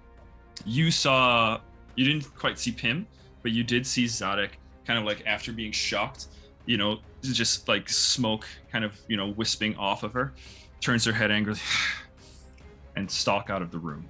Okay. How long are these nerve endings? Do I have wiggle room to move them further? It's like a hose. Yeah. Just Yeah. climb up through the hole and aim. Make me it's hard because it's tissue, Mhm. right? So you're not sure if maybe it's going to have a little bit of give, but go ahead and make me a strength check as you kind of like try to pull and okay, actually, what'd you get? I got a nat 20 again. Okay. All right. Okay. I got on my phone to take a picture. You're living I in believe Button's you. world. Yes.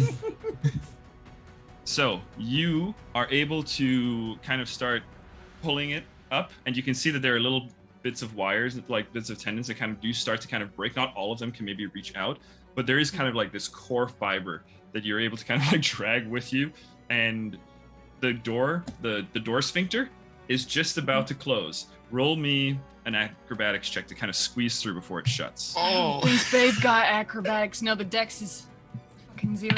wordy. 13. Get that one flat. less out. 13. I'm stuck in it. It's fairly open, especially because you probably, I would assume you started moving like almost as soon as you kind of started seeing her go. 13 is gonna make it, but Okay. you can't move much further than you get like Yeah. 5 feet at the outside of the door. As long as I've got visibility, I just shoot her. Okay. It's a badger with like a lightning bazooka.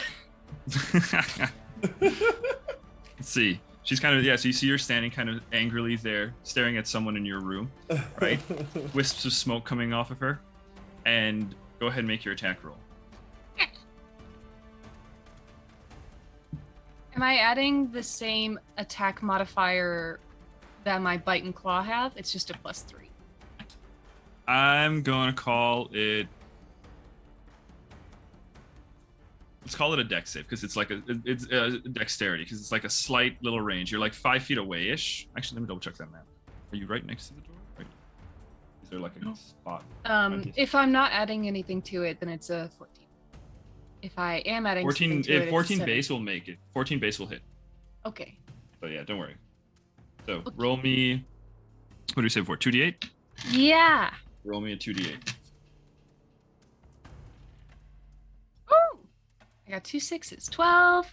I like that the ooh came out just on the beat drop. That's What did you get? 12. 12. Okay.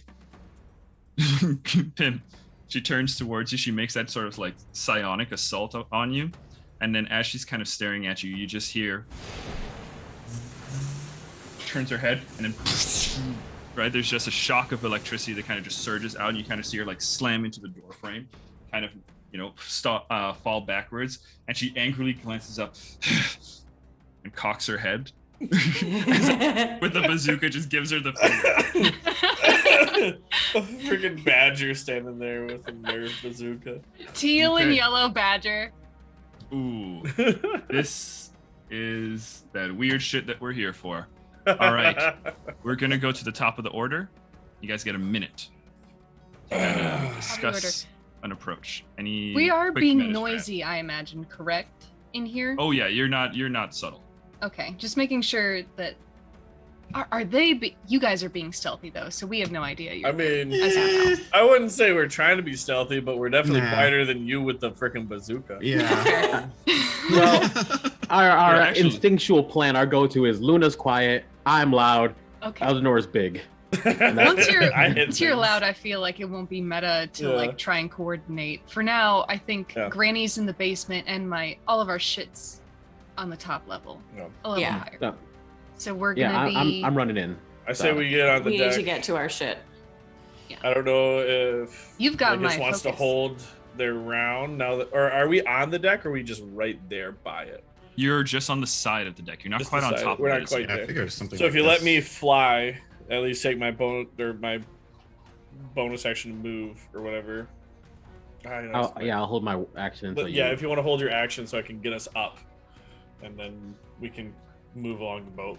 So, Didn't think I was going to need this, but yeah, go ahead I think and- that's at least the game plan, and then kill everything that moves. kill Don't everything kill that me. moves. Hey, ask what they're doing here, then kill them if you don't like the Okay, answer. maybe if they don't look like it. I don't know. I'm Unless they expecting have- a bunch of tentacle monsters. So If or you see scum. tentacles, stab it. Yeah. So hard, nothing with Yeah. tentacles is ever good. Lycus, you're up, sir. And I hang out until Eldenor gets us to the top. Yep. Okay, so you're holding your action. Give me a trigger. Just so we can kinda Once we land land on on the the deck. Yeah. once we land on the deck, I'm running forward. Okay. Once he lands on the deck, you are running forward. Got it. All right. Adenor, you are up. You are the next one. All right. So I'm gonna using the momentum that Luna has given me from the Ziggy hook, flying forward. I'm going to land right about there, Perfect. And and you then that would find- drag Lycus and Luna essentially right behind. Dude, I'm not gonna look. I'm just gonna hit token layer. He was Huh? right there, right where you Perfect. landed. Sounds good. Oh. And There's another one there. as I'm landing, I'm kind of doing like the superhero landing. Have my Squirrel shield out. Yeah. Wait, I forgot. My shield and sensor out. All right. So, And- they Oh, yeah. did have attacks readied Cool. So- Bitches. because their turn did happen. Lycus heard him, but he's got a scimitar, and he's gonna miss at you for sure with a 7 on the roll. As you see this kind of like this, you land and there's this goblin on the deck, and as you kind of come down in front of it, with almost not even making eye contact with you, just kind of like being aware of where you're at, it just takes a swipe. It doesn't seem to even be really focusing on you. All right. So, does not hit you. Lycus, you are on the deck, and well, Ednor, you still have some stuff, right? So that was my action was to move, right? Bring them all along. Yeah. Okay. We'll just say that. I'm gonna say That'd basically be a That's skill it. check. I'm just Behind gonna him. assume it's fine. yeah. Okay. Yeah, we'll do that. That's just gonna be it. Staying stealthy, Luna. Oh, actually, I can do 3 points of damage to that creature, just Do it. because of the radiant soul. So, I'm gonna just stare at him. My eyes are gonna just flare up, and he's gonna take 3 points of. He gets a save, right? I don't know. It just says once per turn you have one or attack or spell. Oh, never mind. Sorry, it's one attack or a spell. Never mind. It's not just a 3. It's just an additional 3 if I do an attack. Gotcha. Correction. Okay. I misread. No worries. No worries. Okay. So you land, Yep. right? And I dodge, You or dodge. they miss me. Yeah. Well, you have your shield, right? Yep. So you land, and it just kind of like makes that swing at you, and you just kind of like brush the blade aside. Lycus, having landed, that does trigger your reaction to take the action that you held, which was to do what? I'm just running straight into the fray. I was going to try and like, hey guys, who are you? But we landed and immediately attacked. So Oh, yeah. I'm going to, I'm just gonna run behind. So you this won't. fella. Yeah, you won't be able to move because you would just have your stored reaction to attack. Okay. Or to, Well, I do have my cloak out from earlier. Yeah. So I have reach on that cloak. Oh, okay. Yeah. So I'm gonna go ahead and just ethereal clawed hands rip and tear into the flesh of this good fella here. This little goblin guy. All right, go for it. Roll me attack. And Lycus just says, you should have said hello before you attacked.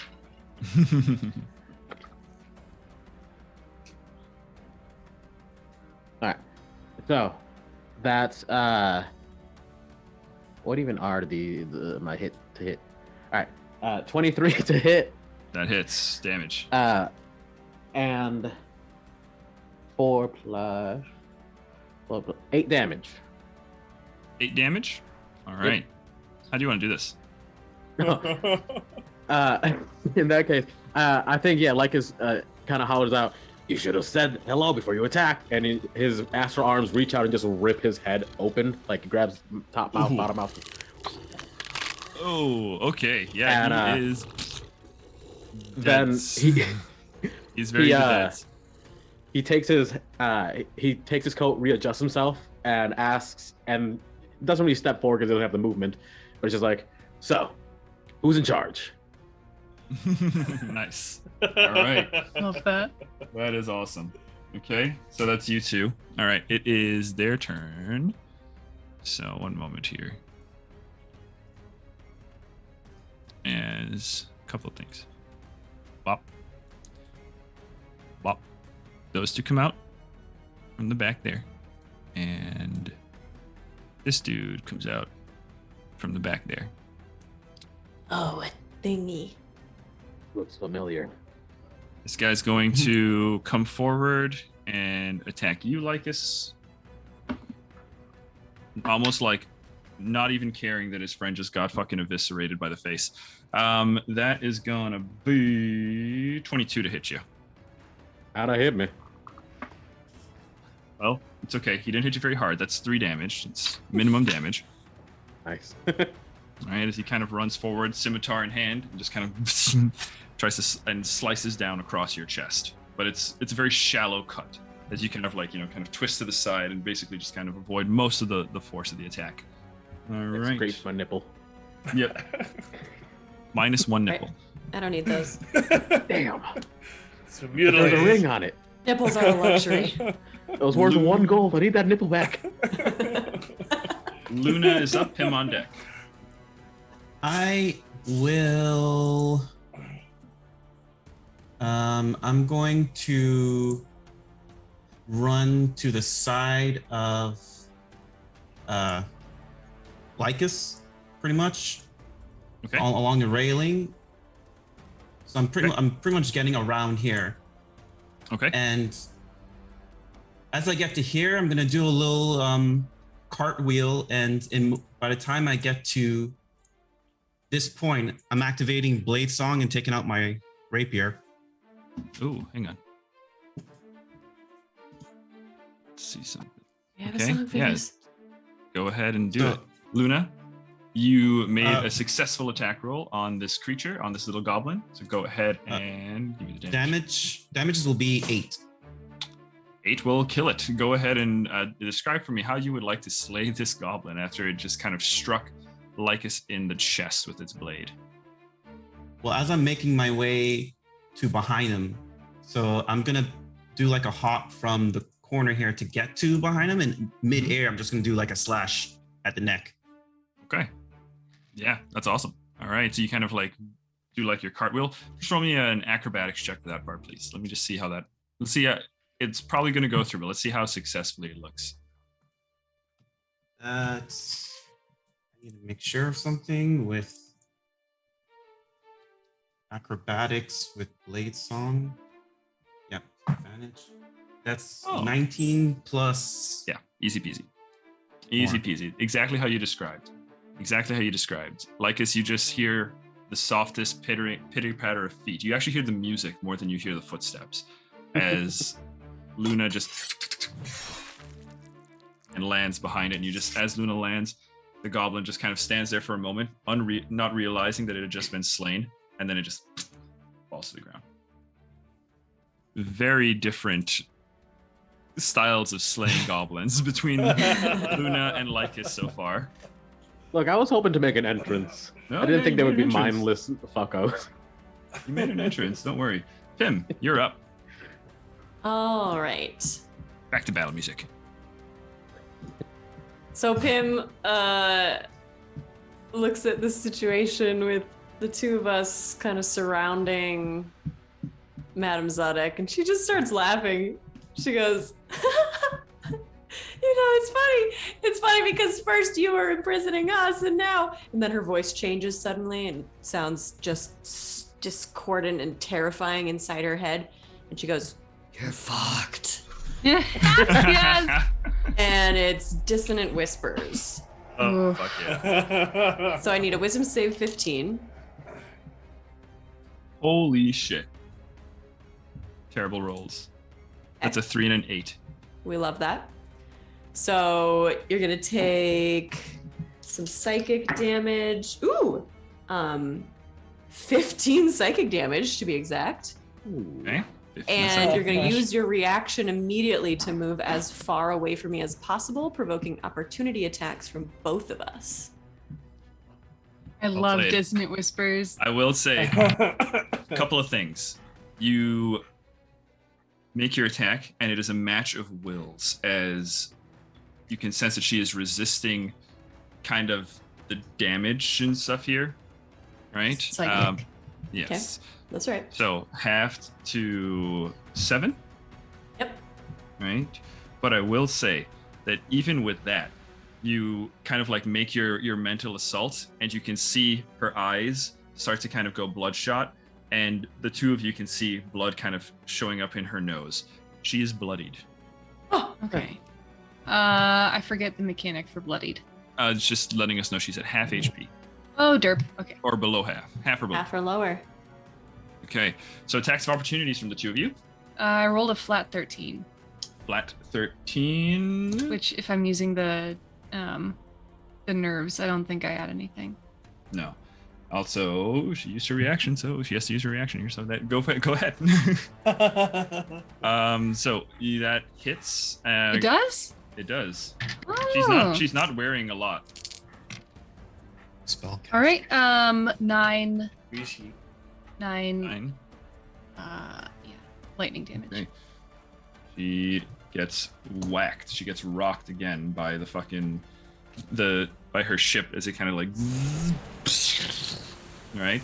I will say though, Cress, that your nerve ending looks like it's like kind of hit its load here. It's starting. Yeah, to it's petering out. It's petering out. It's looking a little sad. Just exploded out of it. But Where'd she move to?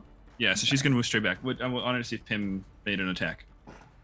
So I don't really have an attack to make, but I Punch, could unarmed improvise. strike. Well, Depends. Do you have negative strength? that's gonna be 0 damage. So I hate to see Same. it. I Same, wanna- buddy. I want to improvise a weapon and try to throw that little potion of poison just right at her noggin. Okay. Okay. Yeah. Pull up 50% of the party has below 10 strength, I think. Yeah, Jeez. we're not very strong. Well, that's the thing. Like half the party's really strong, half the party's not strong. Yeah. That's okay. You make up for it. Yeah. So what do you want me to? Roll How do we dexterity. advise this? It'll be a dexterity attack, right? So roll Dexterity an attack roll attack. using your dexterity modifier. Okay. Ooh, 21. Okay. So let's see. 3d6 points of damage on a DC 13 Constitution saving throw. Okay. So DC 13 Constitution saving throw. Oh, you're taking the poison? Yeah, you threw it at her, right? I did. Okay. And I was just. Yep. Nope. Let's roll with that. I like that. Yeah, sorry. Well, it says like if you drink it and stuff, so I was just gonna kind of go with okay, you throw it. She's not like drinking it directly. I might nerf the damage a bit here, but either way, that was a really she's rolling shit. Like that was a 3. All right. Okay. So, let's see. 3d6 poison damage. I'll say this is a pretty non-traditional use. I'm going to subtract a d6 from that. So 2d6 poison damage. Okay. Right? But she is going to be poisoned, so roll that damage. Sweet. It's 5 damage. 5 damage. She is on the ropes. She is fucking being brutalized between a fucking electric bazooka wielding badger and Pym just kind of like fucking with her mind, just kind of matching wills with her in a way that she is not used to seeing. And as she kind of like takes the damage, just kind of falling back, she kind of like leans forward and screams at the two of you, you know, as she's kind of like forced to back up in like this shrill voice. I could have given you everything. And she continues to back up her movement speed of 30 feet. 25, 30. She reaches just to the end of the hall there. Run out the door, bitch. Getting like right Hey, you better there. run. And I'll say she's gonna go so far as to like back up there, and it's a free action to use the door. Actually, her turn's next after yours, Pym, anyway, so we'll just get to that on her turn. Is that everything for you? Yeah. All right. I guess I'll step out here so that I'm next to Cressida. Cress, looking really cool. All right. Okay, so she's going to back up there. And she looks at the two of you. I can't have you. Then no one will. That's the wrong accent entirely. You see Good use of X shit. You see her crown, the ruby, just kind of begin to light up. The center of it just kind of starts to sparkle and twinkle. And I need the two of you to make me Constitution saving throws. Do. Bro. I did well. Good. 19. 2. Wait, what'd you get? 19. I got a 20. Hell Okay, yeah. both save. Hang on. What was that Guess I'll- about murdering us? Bad at math. So 13 necrotic damage, halved to 6. F26. Oh wait, I'm not. Sorry, I got Badger And- stats. Da-da-da-da-da-da-da. And 12 poison damage, halved to 6 as well. Vey. My Badger has 1 hit point. Oh no. Still a Badger. And then she's going to press, kind of seeing the two of you both successfully resist this attack. She's going to kind of look around desperately, press her hand to the door, and you see it kind of open, and just light floods in, right? Does it Just open bright here? sunlight. It opens right here. Oh, wait. Hang on, no. We were on the It top? Yeah, it opens here. Yep. up Okay. there. So it opens. Yeah, that's where it opens. Sec. I always forget the layout of the ship. Actually, it opens over here, which wouldn't make sense. So no, I'm going to say it opens back up here. Fuck this ship. I didn't make this map. I bought Am it. I? All right, so yeah, it opens Fireball. there. There's just like a flood of sunlight. It kind of just washes in, and the two of you are just blinded for a moment. You can't even remember the last time you've seen the sun. You don't know, obviously, how long you've been in captivity on this strange alien vessel, just mind fucked by Madame Zadok here, who you are just putting the business on. As she continues to kind of back up, and even she kind of glances and glares, and as she kind of like looks out over the deck of the ship, the two of you who can see her face, it just goes like completely slack. She goes, I don't believe it. It's not possible. And that's going to be her turn. Cress, you are up. All right, I'm still a fucking better. Better? And I Barely a can- badger. Yeah, but I'll put her. I'm in the room still, but they In the run room up to still, but- here, yeah. so that they're right behind her, and they make their 2 attacks. Okay. I miss on the first one. It was a 2. I hit on the second one. It's a 21. 21 hits for Shurton. 8 damage as it's the claw attack again. She makes this very weird possessive statement, and in animal, which no one else here speaks, they go, "Work on your fucking shit," and just slash down her back. Ooh, yeah. You see her kind of like looking out. She's just like dumbfounded, staring out over the deck of the ship, and you just take that moment and then just tear straight through her cloak, and there's just like this spray of blood, and she kind of like leans forward, elbows on the railing. She's still up, barely, but still up. All right, that's my turn. All right. Okay, that is bottom of the round. Cress, as you come out here, roll me a perception check. Do. It's my perception plus 7. 19. 19. You hear the sound of kind of conflict below. You can just hear with your 19, you can hear just faintly the sound of Luna's blade singing off in the distance, and you can just about see that kind of like warm purple glow of Edanor's wings towards the bow of the ship. You can't quite see them yet, but you're aware that there's something happening towards the front of the ship. Okay, you guys get a minute, and this is a real minute this time because we're not fucking with any maps. So go ahead and strategize real quick. All right.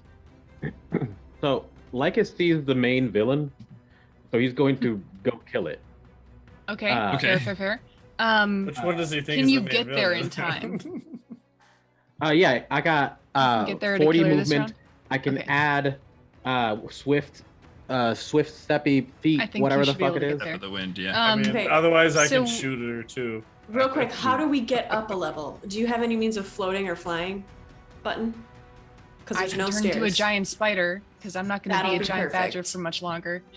So we'll have you go up and get like all of our stuff and anything else. Granny's you wanna grab, still. and then below we'll decks. and then we need to get to Granny next. You're going to have to communicate that because I'm going to be an animal again. Okay. Edanor and Luna can take out the 2 extra goblins very quickly, and then we'll only have 1 enemy left. That's. If, I don't think that these are all of the enemies. We got fucking wrecked. We got shad wrecked by like 30 scum. This is not it on the vessel unless they dumped those. There's a lot of during our goblins on this travels. vessel. That's meta, but yes. That's okay. That's All what this right. minute is for. It's full meta. The meta minute. Yeah. All right. I say That's we it for still your kill as time. many as we can on the way out. Lycus, you start us off, my friend. So Lycus seeing the enemy in the come out from the shadows with a bit of excitement, is like, "All right, guys, I see my target," and his astral arms just kind of affix themselves to his body, looking sort of like a purple cloak that has like a wolf hood, and he's going to step up the wind so that he can make it running across the edge so as to try and avoid as much of the attacks as possible. He's going to try to jump up to the next, or climb up to the next floor here and take a swing at the lady. Okay. Roll me an acrobatics check for staying on the edge and kind of flavoring that climb. 16. 16 is going to make it. You are still going to invoke an attack of opportunity from the goblin who's standing there, who's Deal. going to go ahead and take his reaction for a 19 to hit you. Ouchie. 4 slashing damage as you get kind of clipped with a scimitar as you're making your run over. But you are able to make your way up there. And Lycus, as you kind of like parkour your way up there, you know, after kind of like taking that minor inconvenient damage, you leap up and you are faced with Madame Zadek. And instantly you pause. This is a person who you know intimately. Oh no! And she just, after kind of being slashed, looks over to you and goes, "How did you survive?" You know I don't die. So you're here Like to it kill never me dies. now? You're kind of like standing, kind of backing up, keeping an eye on you and the badger, kind of back towards the railing. Nah, I don't think I'm not gonna kill you. I'm just gonna return the favor. And I wanna push her off the deck. It's appropriate. Okay, roll me contested strength checks. Right. Because I think what is the shove mechanic? Where are you shoving her? Because that's like. That's a ways away. Yeah. I'm assuming you're shoving her like down a level, right? I mean, it might take a He couple wants rounds, to but shove I'll spend the time. Oh, you're trying to back her up? You mean to back her up? You Grapple? mean to shove her back? Okay, yeah. All right. Grapple. Hey, they kicked me off my ship. I'm gonna kick her off her fucking ship. All right. History. I am the here. captain now. Be gone. 17. Forgot to check out what the fucking shove mechanic It's is. just a strength, right? You just add strength, period. I believe it is. It's an action to do it. Actions in combat. Shove. Use attack action. You make a special melee. Shove the creature. Either knock it prone or push it away from you. If you're able to make multiple attacks with the attack action, which you can't just yet. The target must be no more than one size larger. Instead of making an attack roll, you make a strength athletics check contested by their athletics or dexterity. So she can use her dexterity to avoid this, which she is definitely going to use. You're using athletics? Yeah, it's better than just my strength. Sure. And it's 5 feet each shove. Yeah. So she failed. As you kind of like step forward and you kind of shove her back towards the thing, she kind of briefly resists, but you just overpower her, right? Cress, you see this strange half-orc dressed in a cloak and an astral wolf lupine features, and he kind of steps forward and just begins shoving Madame Zadek along the railing towards the edge of the ship. There's enthusiastic nodding from a badger. Yeah, like as you look over and there's a yellow and teal badger just like Yeah, I like that. With a real goofy smile, Lycus is like, well, looks like I'm gonna have a new friend. 100% believing he's gonna have a pet. Oh. God bless it. All right. So she's shoved back. She doesn't have a lot of room left to go. But yeah, you start. That's you, Edenor. You are. Fly. Oh, does she take poison each round also because she's poisoned? Yes. She takes a d6, I think. She takes a d6 of damage every round. It's now. I've been 2D fucked by poison. Yeah, this particular potion. So she has to roll another con save at the beginning of her turn. Okay, which it hasn't come up yet. Okay, so we'll get to it. Well, wouldn't it have happened last turn? No, because that was the turn she got. Oh, you're right. No. What Well, happened? she was Because it would reacting to the shove, or no? Well, she did hasn't- take her own No, turn. she's had a turn since you threw the vial at her. Because it's Yeah. you, then her. Yeah. So at the start of her Oh. turn, she would have taken a d6. It So, yeah, will, go ahead. yeah, If well, If she she she can fails the con, which she has disadvantage. do Oh. another con. Correct. Yep. Which she has disadvantage on. Holy buckets, that's a nat one. All right, so she takes the full 2d6 damage. 1 and a again. 7. She is This is a really good poison. This is a She's 9. really not working well. 9 poison damage. 9 poison damage? Uh-huh. Holy fuck. Okay. Yeah. She's not down, Fuck. but She will be but- soon. she is very close, like badger close. And she has No. to survive one more round before she gets pushed again. I don't know if she's. Yeah, exactly. Oh no. All right. Listen, she mine. She So mine. Edenor, I got her. Yeah. Edenor, you said what'd you do? Oh, I just landed. Actually, I kind of want to land. Yeah, I'm gonna land right here. So I'm gonna fly up. Be like, well, time to deal with the rest of you since the captain seems to be occupied. And I'm going to, as a bonus action, cast Thunderous Smite. Thunderous Smite. Yep. Okay. And then Movement, I'm going defense. to Yeah, who's your target? attack that guy. I'm sorry, I missed the click. Which one was The it? guy in the Center middle. guy. Center big guy, boy. the scum. Okay. One Am I scum. rolling a save, right? You are. do you roll an attack roll? It's an attack. So Yeah, I'm you gonna- roll your attack, and then Yep, and then we see. rolling my attack with my sensor. Hmm? Oh, where do I do? Oh, there it is. All right. So that is a 20 to hit, not natural. 20 Slutty hits. Yeah, 20 hits. All right, time to start rolling some dice. Rolls the dice. Because I get that is 2d8 plus. Oh, you added a smite? Yeah. Oh. Thunder Smite, yeah. Thunder Smite, but also my Devoshi sensor, because it's fun to extra bonus. So that is 6. So it's 6 damage, 6, I guess 8 bludgeoning, plus 6 radiant, plus.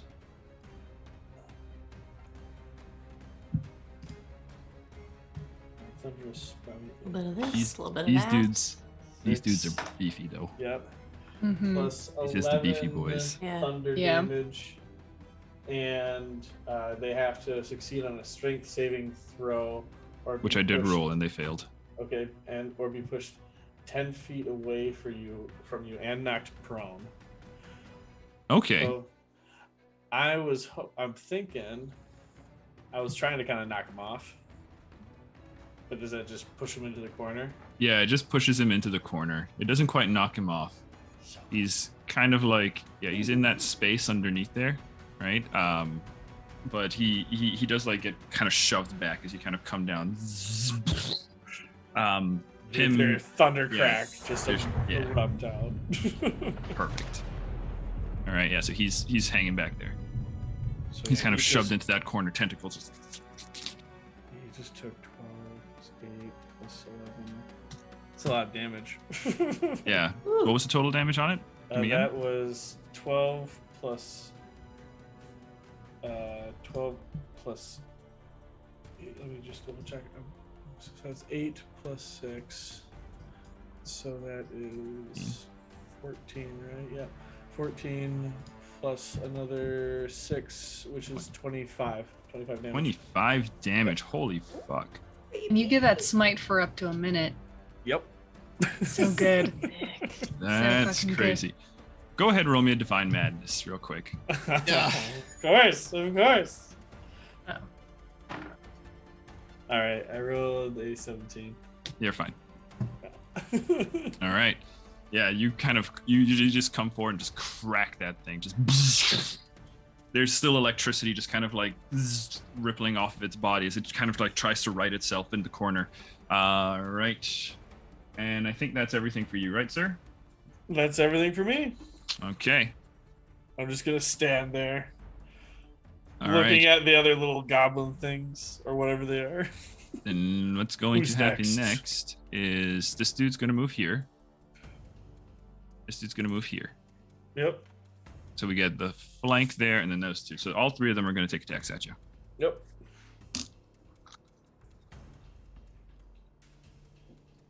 Wow. Only one is going to hit you. What There's is the 8, a 6, and then 22. I still got my reaction, right? You do? All right, then I'm gonna use shield. So he does not Woo! hit. Okay. So what's your AC now? It's It's too much. just for one round. It's 24. Okay. Yeah, so Oh, good. the one little goblin kind of like makes its way over to you, right? And as it's kind of like slashing, you just kind of, deflect it with your shield. The other one kind of comes down with a strike. You just kind of like use the back end of the sensor to just kind of like deflect the blade. And then the fucking scum just surges forward, its arm turned into a trident, and it stabs straight at your face and just hits this magical shield. As you just kind of stare it down. Love game. Did you take like Wizard Initiate or something? That's so fucking cool. Yeah, which we call it? What do I have that from? I think it's from my Sorcerer, right? Sorcerer. Yes, sorcerer. Oh, initiator a level. A level. Ooh, Yep. Okay. very cool. Sorry, I'm just curious. I love No, it. you're fine. No, always good to check. I was like, wait. I was like, It's I'm holding on to juicy. this smite. I'm not losing this smite right after Yeah. casting. Him? It's my turn? Not yet. I just want to let you know that you are no longer alone in the room. Oh, Oh, Makes sense. goody. Ruh-roh. As these guys start kind of coming out of the doors there. Oh shit. Sweet. Oh Mhm. no. That's not This is good. great. This is great. Time to get out. Luna, you're up with Pim on deck. I'm gonna check with you for because I want to pull off a Shadow Blade, but for cantrips like Green Flame Blade, because it's usually like how the DM treats it. Because the cantrip says melee weapon worth a silver piece. Is a The Green shadow Flame blade worth a Blade. silver piece? Is kind of the discussion, right? Pretty much online. Yeah. I'm okay with it. I don't mind it. It's it's one of those things, though. I will say, the monsters will also get access to. Sorry. I'm fine with it, but the world will also get access to it because the silver is really kind of like a negligible little bit of money. So go for it. Get a Okay. shadow blade and you get a shadow blade. I will bonus action pull out my Shadow Blade in my other hand. Oh, sorry. And I think I will just I'm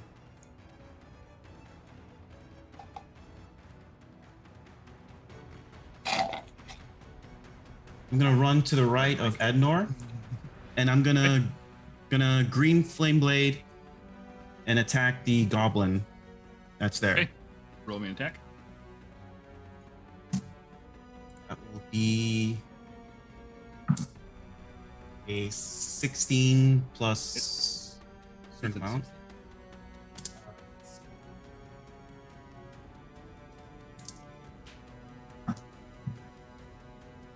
That's 9 damage to the goblin, You did.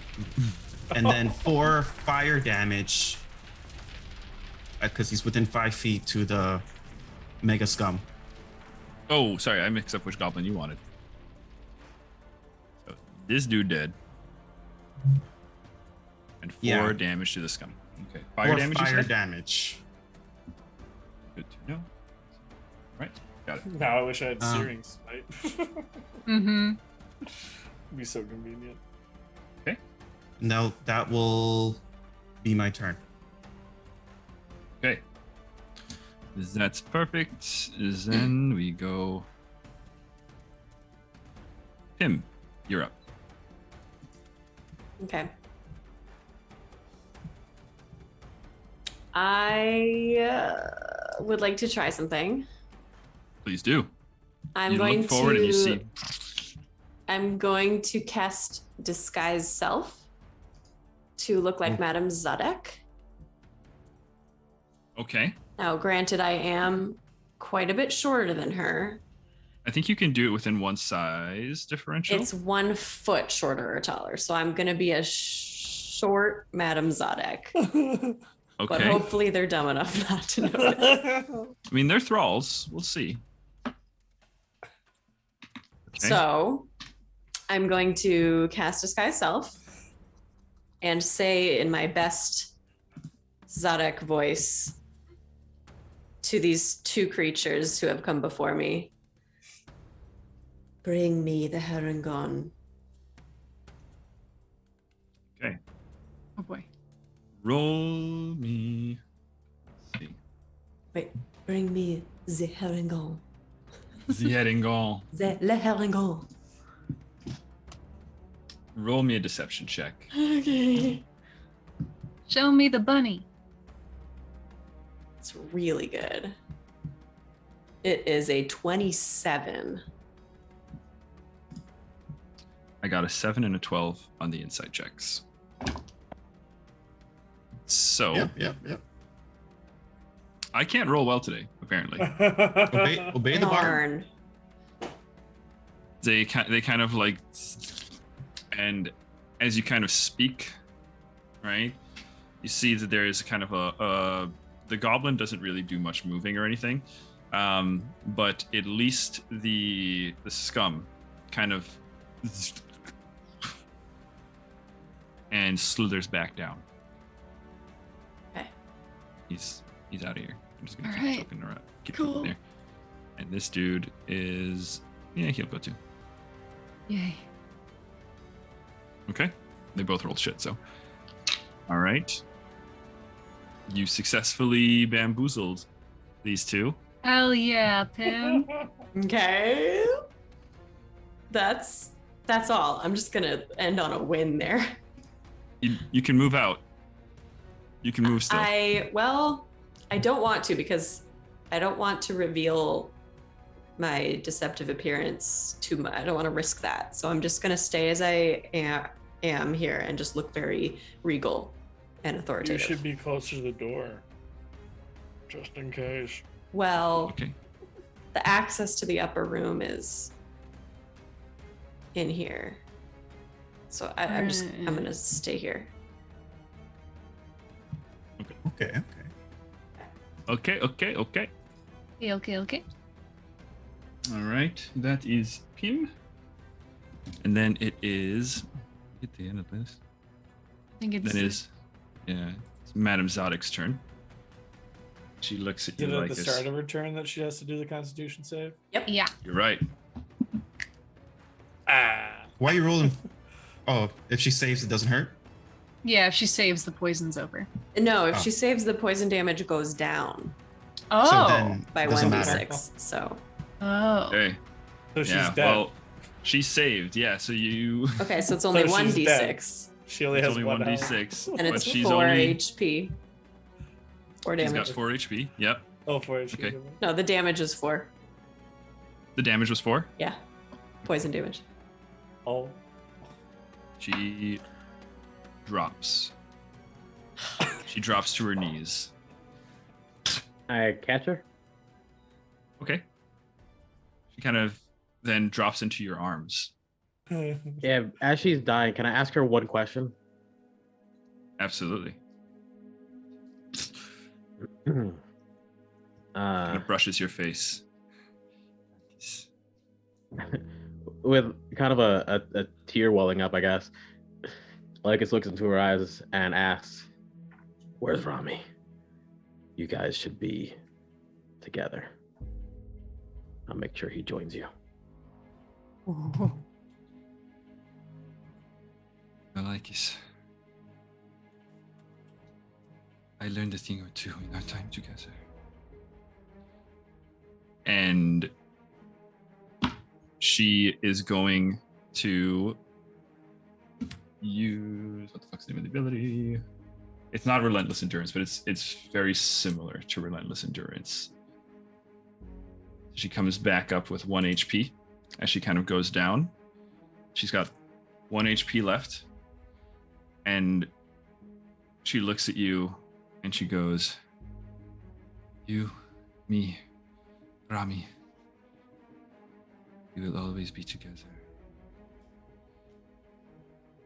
But for now, I must leave you again." And she is going to plane shift I will Bitch. kill this bitch. I will kill this bitch. herself.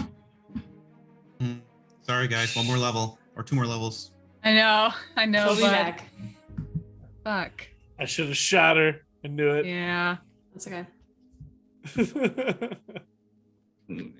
Yeah, the damage was just enough. She had rolled an 18 on it.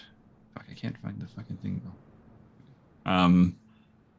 But yeah, so as she kind of brushes your face, there's a little bit of spittle on your shoulder. And Cress, you watch as there seems to be some genuine sort of like longing between these two. With your insight, you can kind of pick up on that. It's not difficult. But then she just kind of bamps out.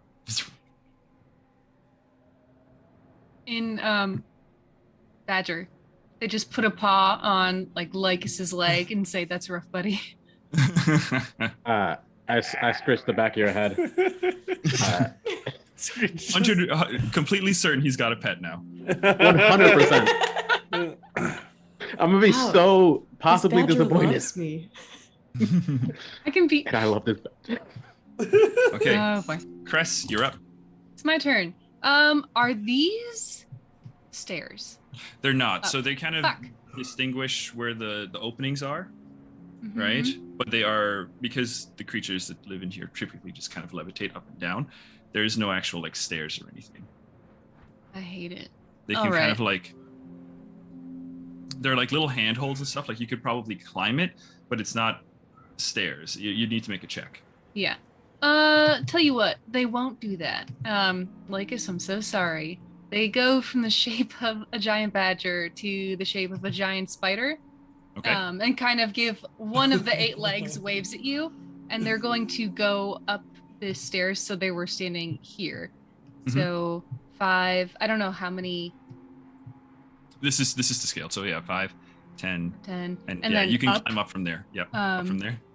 And and then, it's about- am I yeah. seeing the room I was shown in the dream? You are in the dream. Yeah, in the dream I was Oh, yeah, shown yeah, our yeah. stuff. Yep. You are Stuff seeing. room.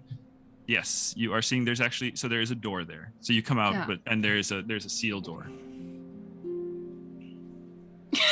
The spider's like, roll me deception at Okay. disadvantage. Yeah. Oh, that's a -3. Yeah, no. -1. Yeah, unfortunately, you're pressing up your little spider legs. All you kind of cycle through all different ones of them. Yeah. And 1, none 2, of them- 3, 4, 5, 6, None 7, of them 8. seem to open the door. Pim, you would have seen them turn to the spider, and you can Yep. just hear, You hear Daniel like, Radcliffe. fuck. Tell you what, was it an action to put my? No, opening stuff is a free action. I think interacting Okay. with objects like that is generally a free action. Can I attack the door? You can. Okay.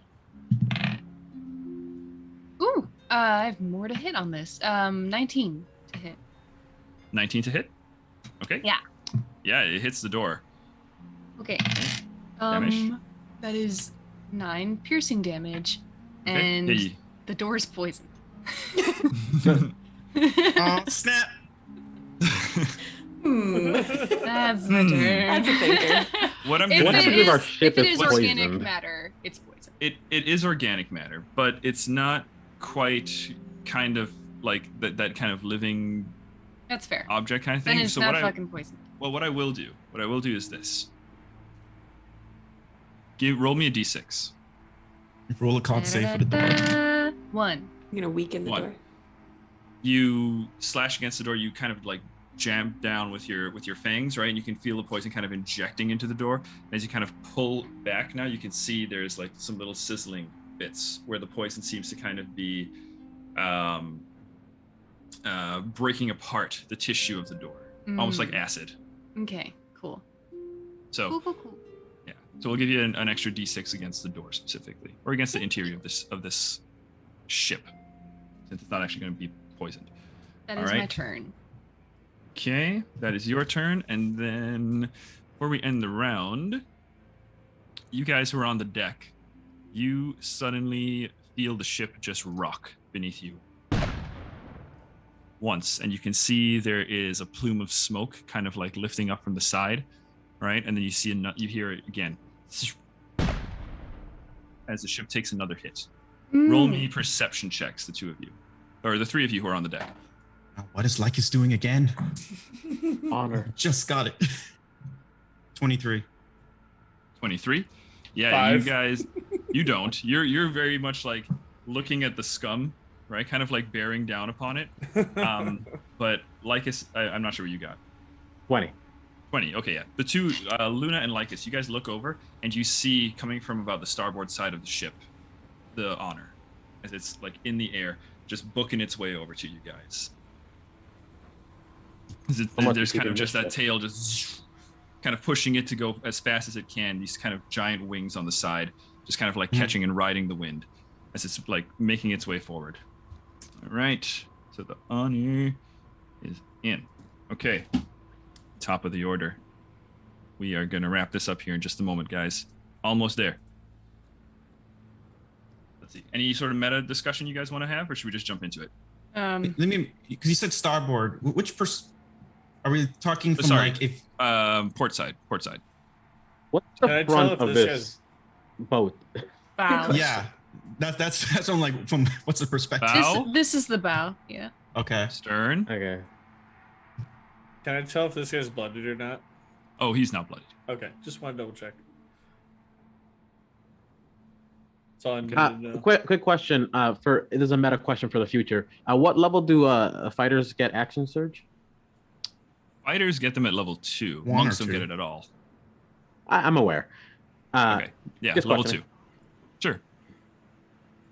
Yeah, I think you get. Wait. Yeah, fighter. Yeah, level 2. Second level. Second win is where you get level 1.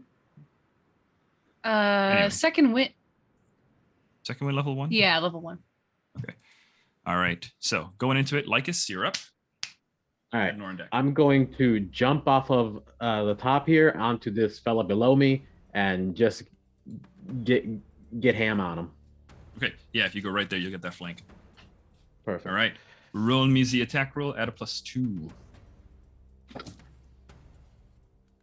+2. Mm-hmm. Mm-hmm. 24. 24 hits. Roll damage. Le damage.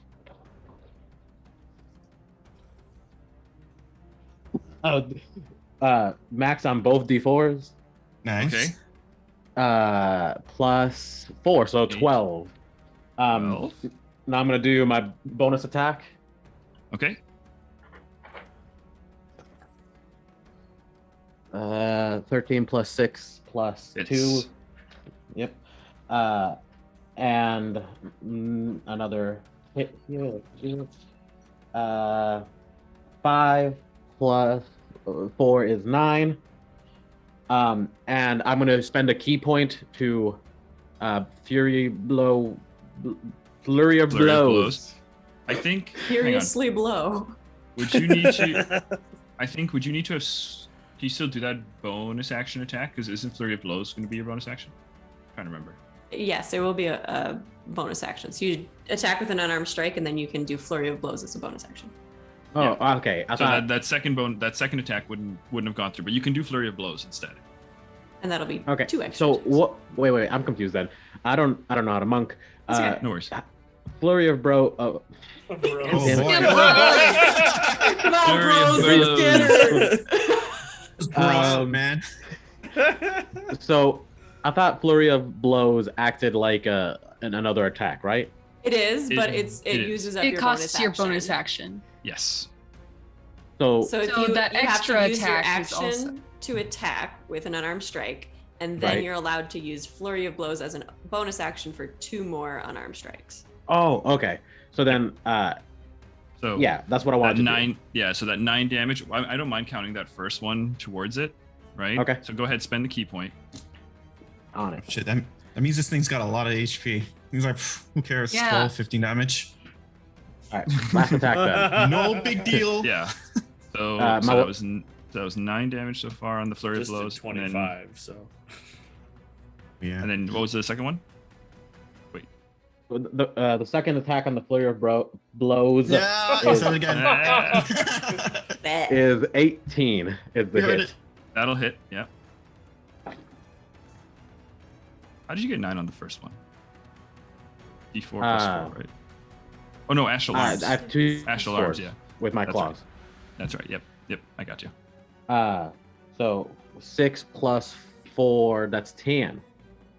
Okay. It is bloodied. It is Yeah. bloodied as it is just kind of like gushing water as you kind of come down and just kind of strike. Or describe Yeah, it. like is full on like screams in disdain of what's going on today. His ex showed up. His badger turned into a fucking spider. He's having a rough. He jumps down, tears in his eyes, just starts ripping and tearing into this motherfucker. We might lose this Oh. shit too, so it's a lot. Everybody was just We don't want This is a very boat. good, no good day for Lycus.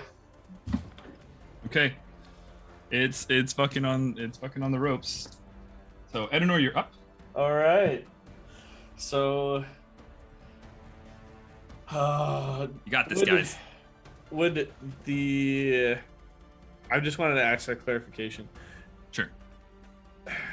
If it is being pushed into Lycus's square, does he get like a reaction attack? Forced movement? No. Force movement does not. Force Yeah. movement? No. Dissonant Whispers is one of the few exceptions because it states it. Got it. Okay. I'm actually going to shift then, and I know it's going to provoke an attack of opportunity. Okay. I'm gonna You're go gonna what? where this guy is, Oh, sure. Yeah. and I'm gonna be under him, so I'm just going to place my guy here. I guess I don't know. Luna, that guy took an attack of opportunity against Edenor and rolled a nat 1, so you get an attack of opportunity against him if you'd like to use your reaction. Oh. That is a 14, I think, to hit. That will hit. Wow. Oh, actually, no, it does not hit. Oh, it doesn't. It does not hit. Barnacles. Barnacle. Okay. All right. All right, continue. So I'm Carry going on. to shift up here. I just know that I'm under this dead body. Okay. Yep, I'll go ahead and just move him back. So, and then while kind of like circling over as the like goblin and and Luna are just whipping at each other, I'm going to attack again with my sensor. Okay. And does a 19 hit? 19 certainly hits. Roll damage. All right. So now, so that is 8 bludgeoning, 8 bludgeoning. Okay. 6 radiant, Okay, so 13, 14. 6, and then 8 thunder damage. Holy And shit. did he fail the strength save? Fuck me, dude. The 10 on the roll. For a 14, though. I think what's That's your it's the DC. same DC's 15, baby. Okay, so no, he failed it. He failed it. All right, so then You ruined. You and are. I moved here specifically because I see what you're going I for. want you off the boat and you're prone. So Okay, yeah, you kind of like start making your oh way yeah, forward. there's an extra 3 radiant damage as well from my incorporeal wings. Yep. I don't know if that does anything, but still. We're That's 60 okay. feet up, right? Yes, Yeah. last you checked, yeah. So he goes, whoop. So you kind of just, yeah, you come forward, the sensor just kind of swings, right? And as it's kind of doing so, even the goblin body that was there is just kind of like moved aside by the residual wind, right? And like as you watch as now this thing who's now like on its last legs, right? Ednor just comes up and just whacks it right from underneath, and it just takes off, and it's just tentacles sailing past you through the air as it goes off the side of the ship. Hannah, you should put a Wilhelm scream in right there. You got it. All right. Well, I'd have to say that's concluded. I don't know there's anything else on the ship at this point, so aside from that goblin. Yeah. I'm sure Luna can take it. Panic Yeah. chitter noises. Yeah. Okay. Luna, it is the goblin's turn. It rolled a 24 to hit you. Yeah, that'll hit. Is that a crit or no? No. Okay. That's going to be 6 damage to you with that scimitar. Oh wait, Oh wait, never mind. No, we're good. I just want to double check. I'm not next to you anymore, so. Sorry. You concentrating on any spells? Okay. Yeah. Blade, Shadow Blade, right? Yeah. It's under 10 damage, right? So it doesn't need to. I think it's under 10, but then 10 just becomes the min. Yeah. Okay, rolled 13, so. You're fine. All right. So yeah, you take that damage as it's kind of like staying locked inside with you. Again, just kind of, blankly standing there, really not even caring that its friends have just been fucking obliterated. All right. Let's see. Pim, or actually Lycus and Edenor, roll me some quick perception checks. Or no, what's your passive perceptions? Just tell me those. My passive is 12. 15. 15. Okay. Lycus. No. Okay. No, you're fine. What? Never mind. I love hearing that. Probably wasn't David. important at all. You see nothing. You see nothing. Don't worry. Luna, This makes me think of the damn bears. you're Luna. You're up. Him on deck. So I rolled a 13, 19 total to hit the gobby behind me, in front of me. Okay. 13 total. You said 19 total. Yeah, Okay. 19 hits. total. Roll damage. And that's going to be 14 damage. 14 damage. 14 is going to kill it. How would you like to do this? Well, let me make sure. This is psychic damage making a difference to the goblin? To the goblins, no. Ah, okay. Doesn't appear to anyway. I'm gonna. I'll dodge. Dodge attack. I go for the knee, so it drops on a knee, and then just do like a little, Excalibur back into the stone. Okay, gotcha. With the rapier, just kind of come down over its shoulders and it's like into it. All right. Yeah. Awesome. All right, Pim, you're up. I'm gonna yell up the chamber above me. Chris, did you find my stuff?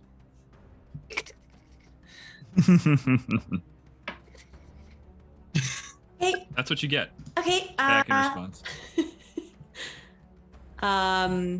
Still disguised as Madame Zadok. Still disguised. Okay. I will. That other goblin that was in here is no longer there. They both. No, they disappeared? went back down. They went back downstairs. Yeah, the goblin and the scum went back downstairs. All right, I'm just gonna hold my action to do another deception check if those two come back into range. Okay. Or visible of me. Sure. And I'll say, Chris, look for the music box. And I give Cress a bardic inspiration. Thank you. All right. Okay. Then it is Cress's turn. Go on and bite the door. I Assuming- bite the door. Okay. 15. 15? Yeah. Okay. Yeah, with a 15, you certainly hit the door. Roll me some damage. Add a d6 too. 6 piercing, and then 2 poison. It is still hanging on, but you're making progress. You can tell that it's like so it's really kind of like a mass of like writhing tentacles, not writhing, but tentacles that are kind of like overlapped, right? And when it opens, they kind of twist back on themselves. You can see some of them are just trying to pop off. Use the bardic inspiration die for damage. I'll just keep throwing Can bardic I? inspirations. Is it a d6? Yep. Ooh. At 5. At 5, okay. You can see through. You kind of like inject through, and you can kind of see like there's like you can almost like reach through. All right. Right. Mm-hmm. But the door is it's damaged. But it's a door still. It's holding up. The bane of fucking D&D. Yep. Fucking All right. doors. All right. So there are no more enemies on the field currently. Yep. Right. So we can hop out of initiative, and you guys can kind of go and tell me what's the plan. What are you doing? Keep attacking the door. I'm gonna Keep fly trying to open the door. Yeah. Okay. I fill Ednor and Luna in on hey, so I ran into my ex. I think her boyfriend's here. If you find a really handsome Triton, let me know. I'm gonna try and go stab him. That bitch. That's Fair what enough. I'm up to. Your romantic endeavors have led you to a lot of trouble, haven't they? Listen, it was a beautiful time, and I miss them dearly, but they threw me off a boat, and now they gotta get stabbed. The mating rituals of this one has definitely confused me, that is for sure. The honor is attacking the ship. I don't know how much time we have. Which reminds me.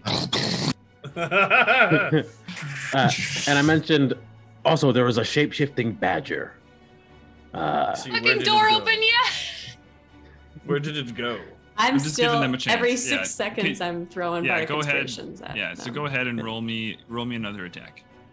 Get to another 15 damage. Then at 15, it's got like 15 more HP. Does a 14 hit? Yeah, it's pretty easy to hit. Um, I'm gonna say you just kind of keep pummeling at the door until it eventually opens, while they are having their discussion. okay, cool. Okay, Okay. then I go in and I Does Alright. Lycus say select where the things. where they went? Was that? Did you say where they went? Yeah, I say they went inside, and I start heading that way. Okay. I'm also going to fly up. I will check up here. There. So I'm gonna fly. So, Lycus, you're heading inside. Yeah. Okay, Lycus, Same. you're heading inside. We'll come back to you Same with later. Which floor are you going through? Which I'm door? going to Because the top. there's a door right in front of you guys, or there's also the door that you saw up top, Lycus, where Zada came. I want to go through the badger door. Badger door. Okay, so you guys kind of climb on top and head into the Badger door. I'm going to go through the top door where the spider. Top door. Okay, top door. Edenor. Both of you. went. Let's see. Go ahead. Fucking doors. Or Lycus, go ahead and roll me a charisma check to get through. Edenor, you press your hand against the door as you kind of get up there, and it opens for you. And Roll on in. you see, so you stroll on into, I'm going to move your token real quick. You stroll on into this room. I see a giant fucking spider. In the You see corner. you see just legs just kind of around the corner into another room. Right? Cress, you Are you a find nice spider. find all of your equipment and also the equipment of Pim, Granny, and Okay. it looks like you also recognize some of the equipment from the Rangers, the Ironwood Rangers. Oh, I'll collect that too. That's so sad. I'll give you the list. I'll give you the list later. Yeah, It's a whole ton of shit. you're just collecting it. You see a spider that's clearly understands what shit is. Edenor, as you walk in, it's just like using its web and like sticking shit to itself. It'll look back. I'm just watching a spider loot. It's essentially what Yeah, I'm you're watching doing. a spider. You're watching a spider loot a room. It'll turn around and kind of wave at you, kind of squint. Yeah, I want to approach this. You want to approach the back of the room? Okay. Yeah, I just want to see what the hell that thing is. Okay. We'll get back to you in a moment. basal ganglia, I think. You walk up there, Cress. You see Edenor. You see this, angelic Azamar kind of Mhm. stride proudly into the room, regard you for a moment, look at the back door, and press his hand to the door, and immediately just. Luna, what are you doing? I'm just trying to signal the honor to come closer. I'll shoot like a firebolt or two to get some of their attention. Oh. To Sure. Oh, Okay. look at that. Smart. I like that. Roll me a persuasion check at advantage. Very persuasive firebolts. Yeah. It's a clever idea. a 12. Okay. Yeah.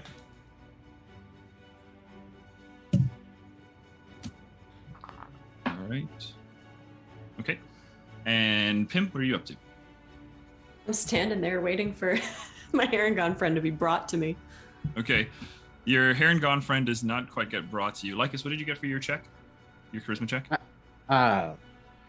If you're proficient in You any said charisma charisma? skill, yeah. If you're proficient in any charisma skills, you can use that. Oh fuck yeah. Well, I got 15 on the dice, but I'm 15 going will open it to already. I'm going to intimidate it and say and just scream at it because he's feisty today. Open your Yeah, sphincter. understandably feisty. Open your sphincter! And I don't know what you scream. Probably not that. But yeah, and Pim, you see Lycus. Stand. Do you still look like Zadok? Yup. He starts coming up upon you like, "All right, you stupid fucking Oh, no, no, bitch." no, no, no. No, I'm not really hurt. I'm not really hurt. I made a disguise. There's so much deflated energy and like it's just like, God damn it. Where is she? You drop the disguise, or you just say that? I want to keep the disguise in case Okay. my friend comes back with Granny. But I'm Yeah, do you? I'm pretending to It's- order around some of the things that work on this ship. I'm trying to get my friend back. My name's Pim. I mean, you are a solid 1.5 feet smaller, so I guess that makes sense. Yeah, I did my best. All right. So, what the fuck's going on? Why are you on here? Okay, I was imprisoned. All my shit is upstairs. My friend, you may have seen them. They're, I think, a spider right now. They're trying to get our stuff back, and then we got to figure out a way to get off this ship. Oh, and we're waiting for our friend Granny to be brought back to us as well. We have a ship nearby that we're that is helping us. If they come near, we can blow this place, get on there, and get the fuck out. Fan-fucking-tastic. What's your name? He remembers that he's who he's supposed to be in life, and like he squares up, throws his cape coat back, and says, "I'm Lycus D. Stratus, greatest pirate in the world. Nice to meet you." Pleasure's all mine. Pimini of the Knackle clan. All right. All right. So enemies are coming, right? We'll see when we pick up next time. Oh damn. Oh. And so we'll see in a couple of weeks Whew. how this all continues to play out. 0 session. Done. Good job, guys. We Well did it. done. We got here. Wow.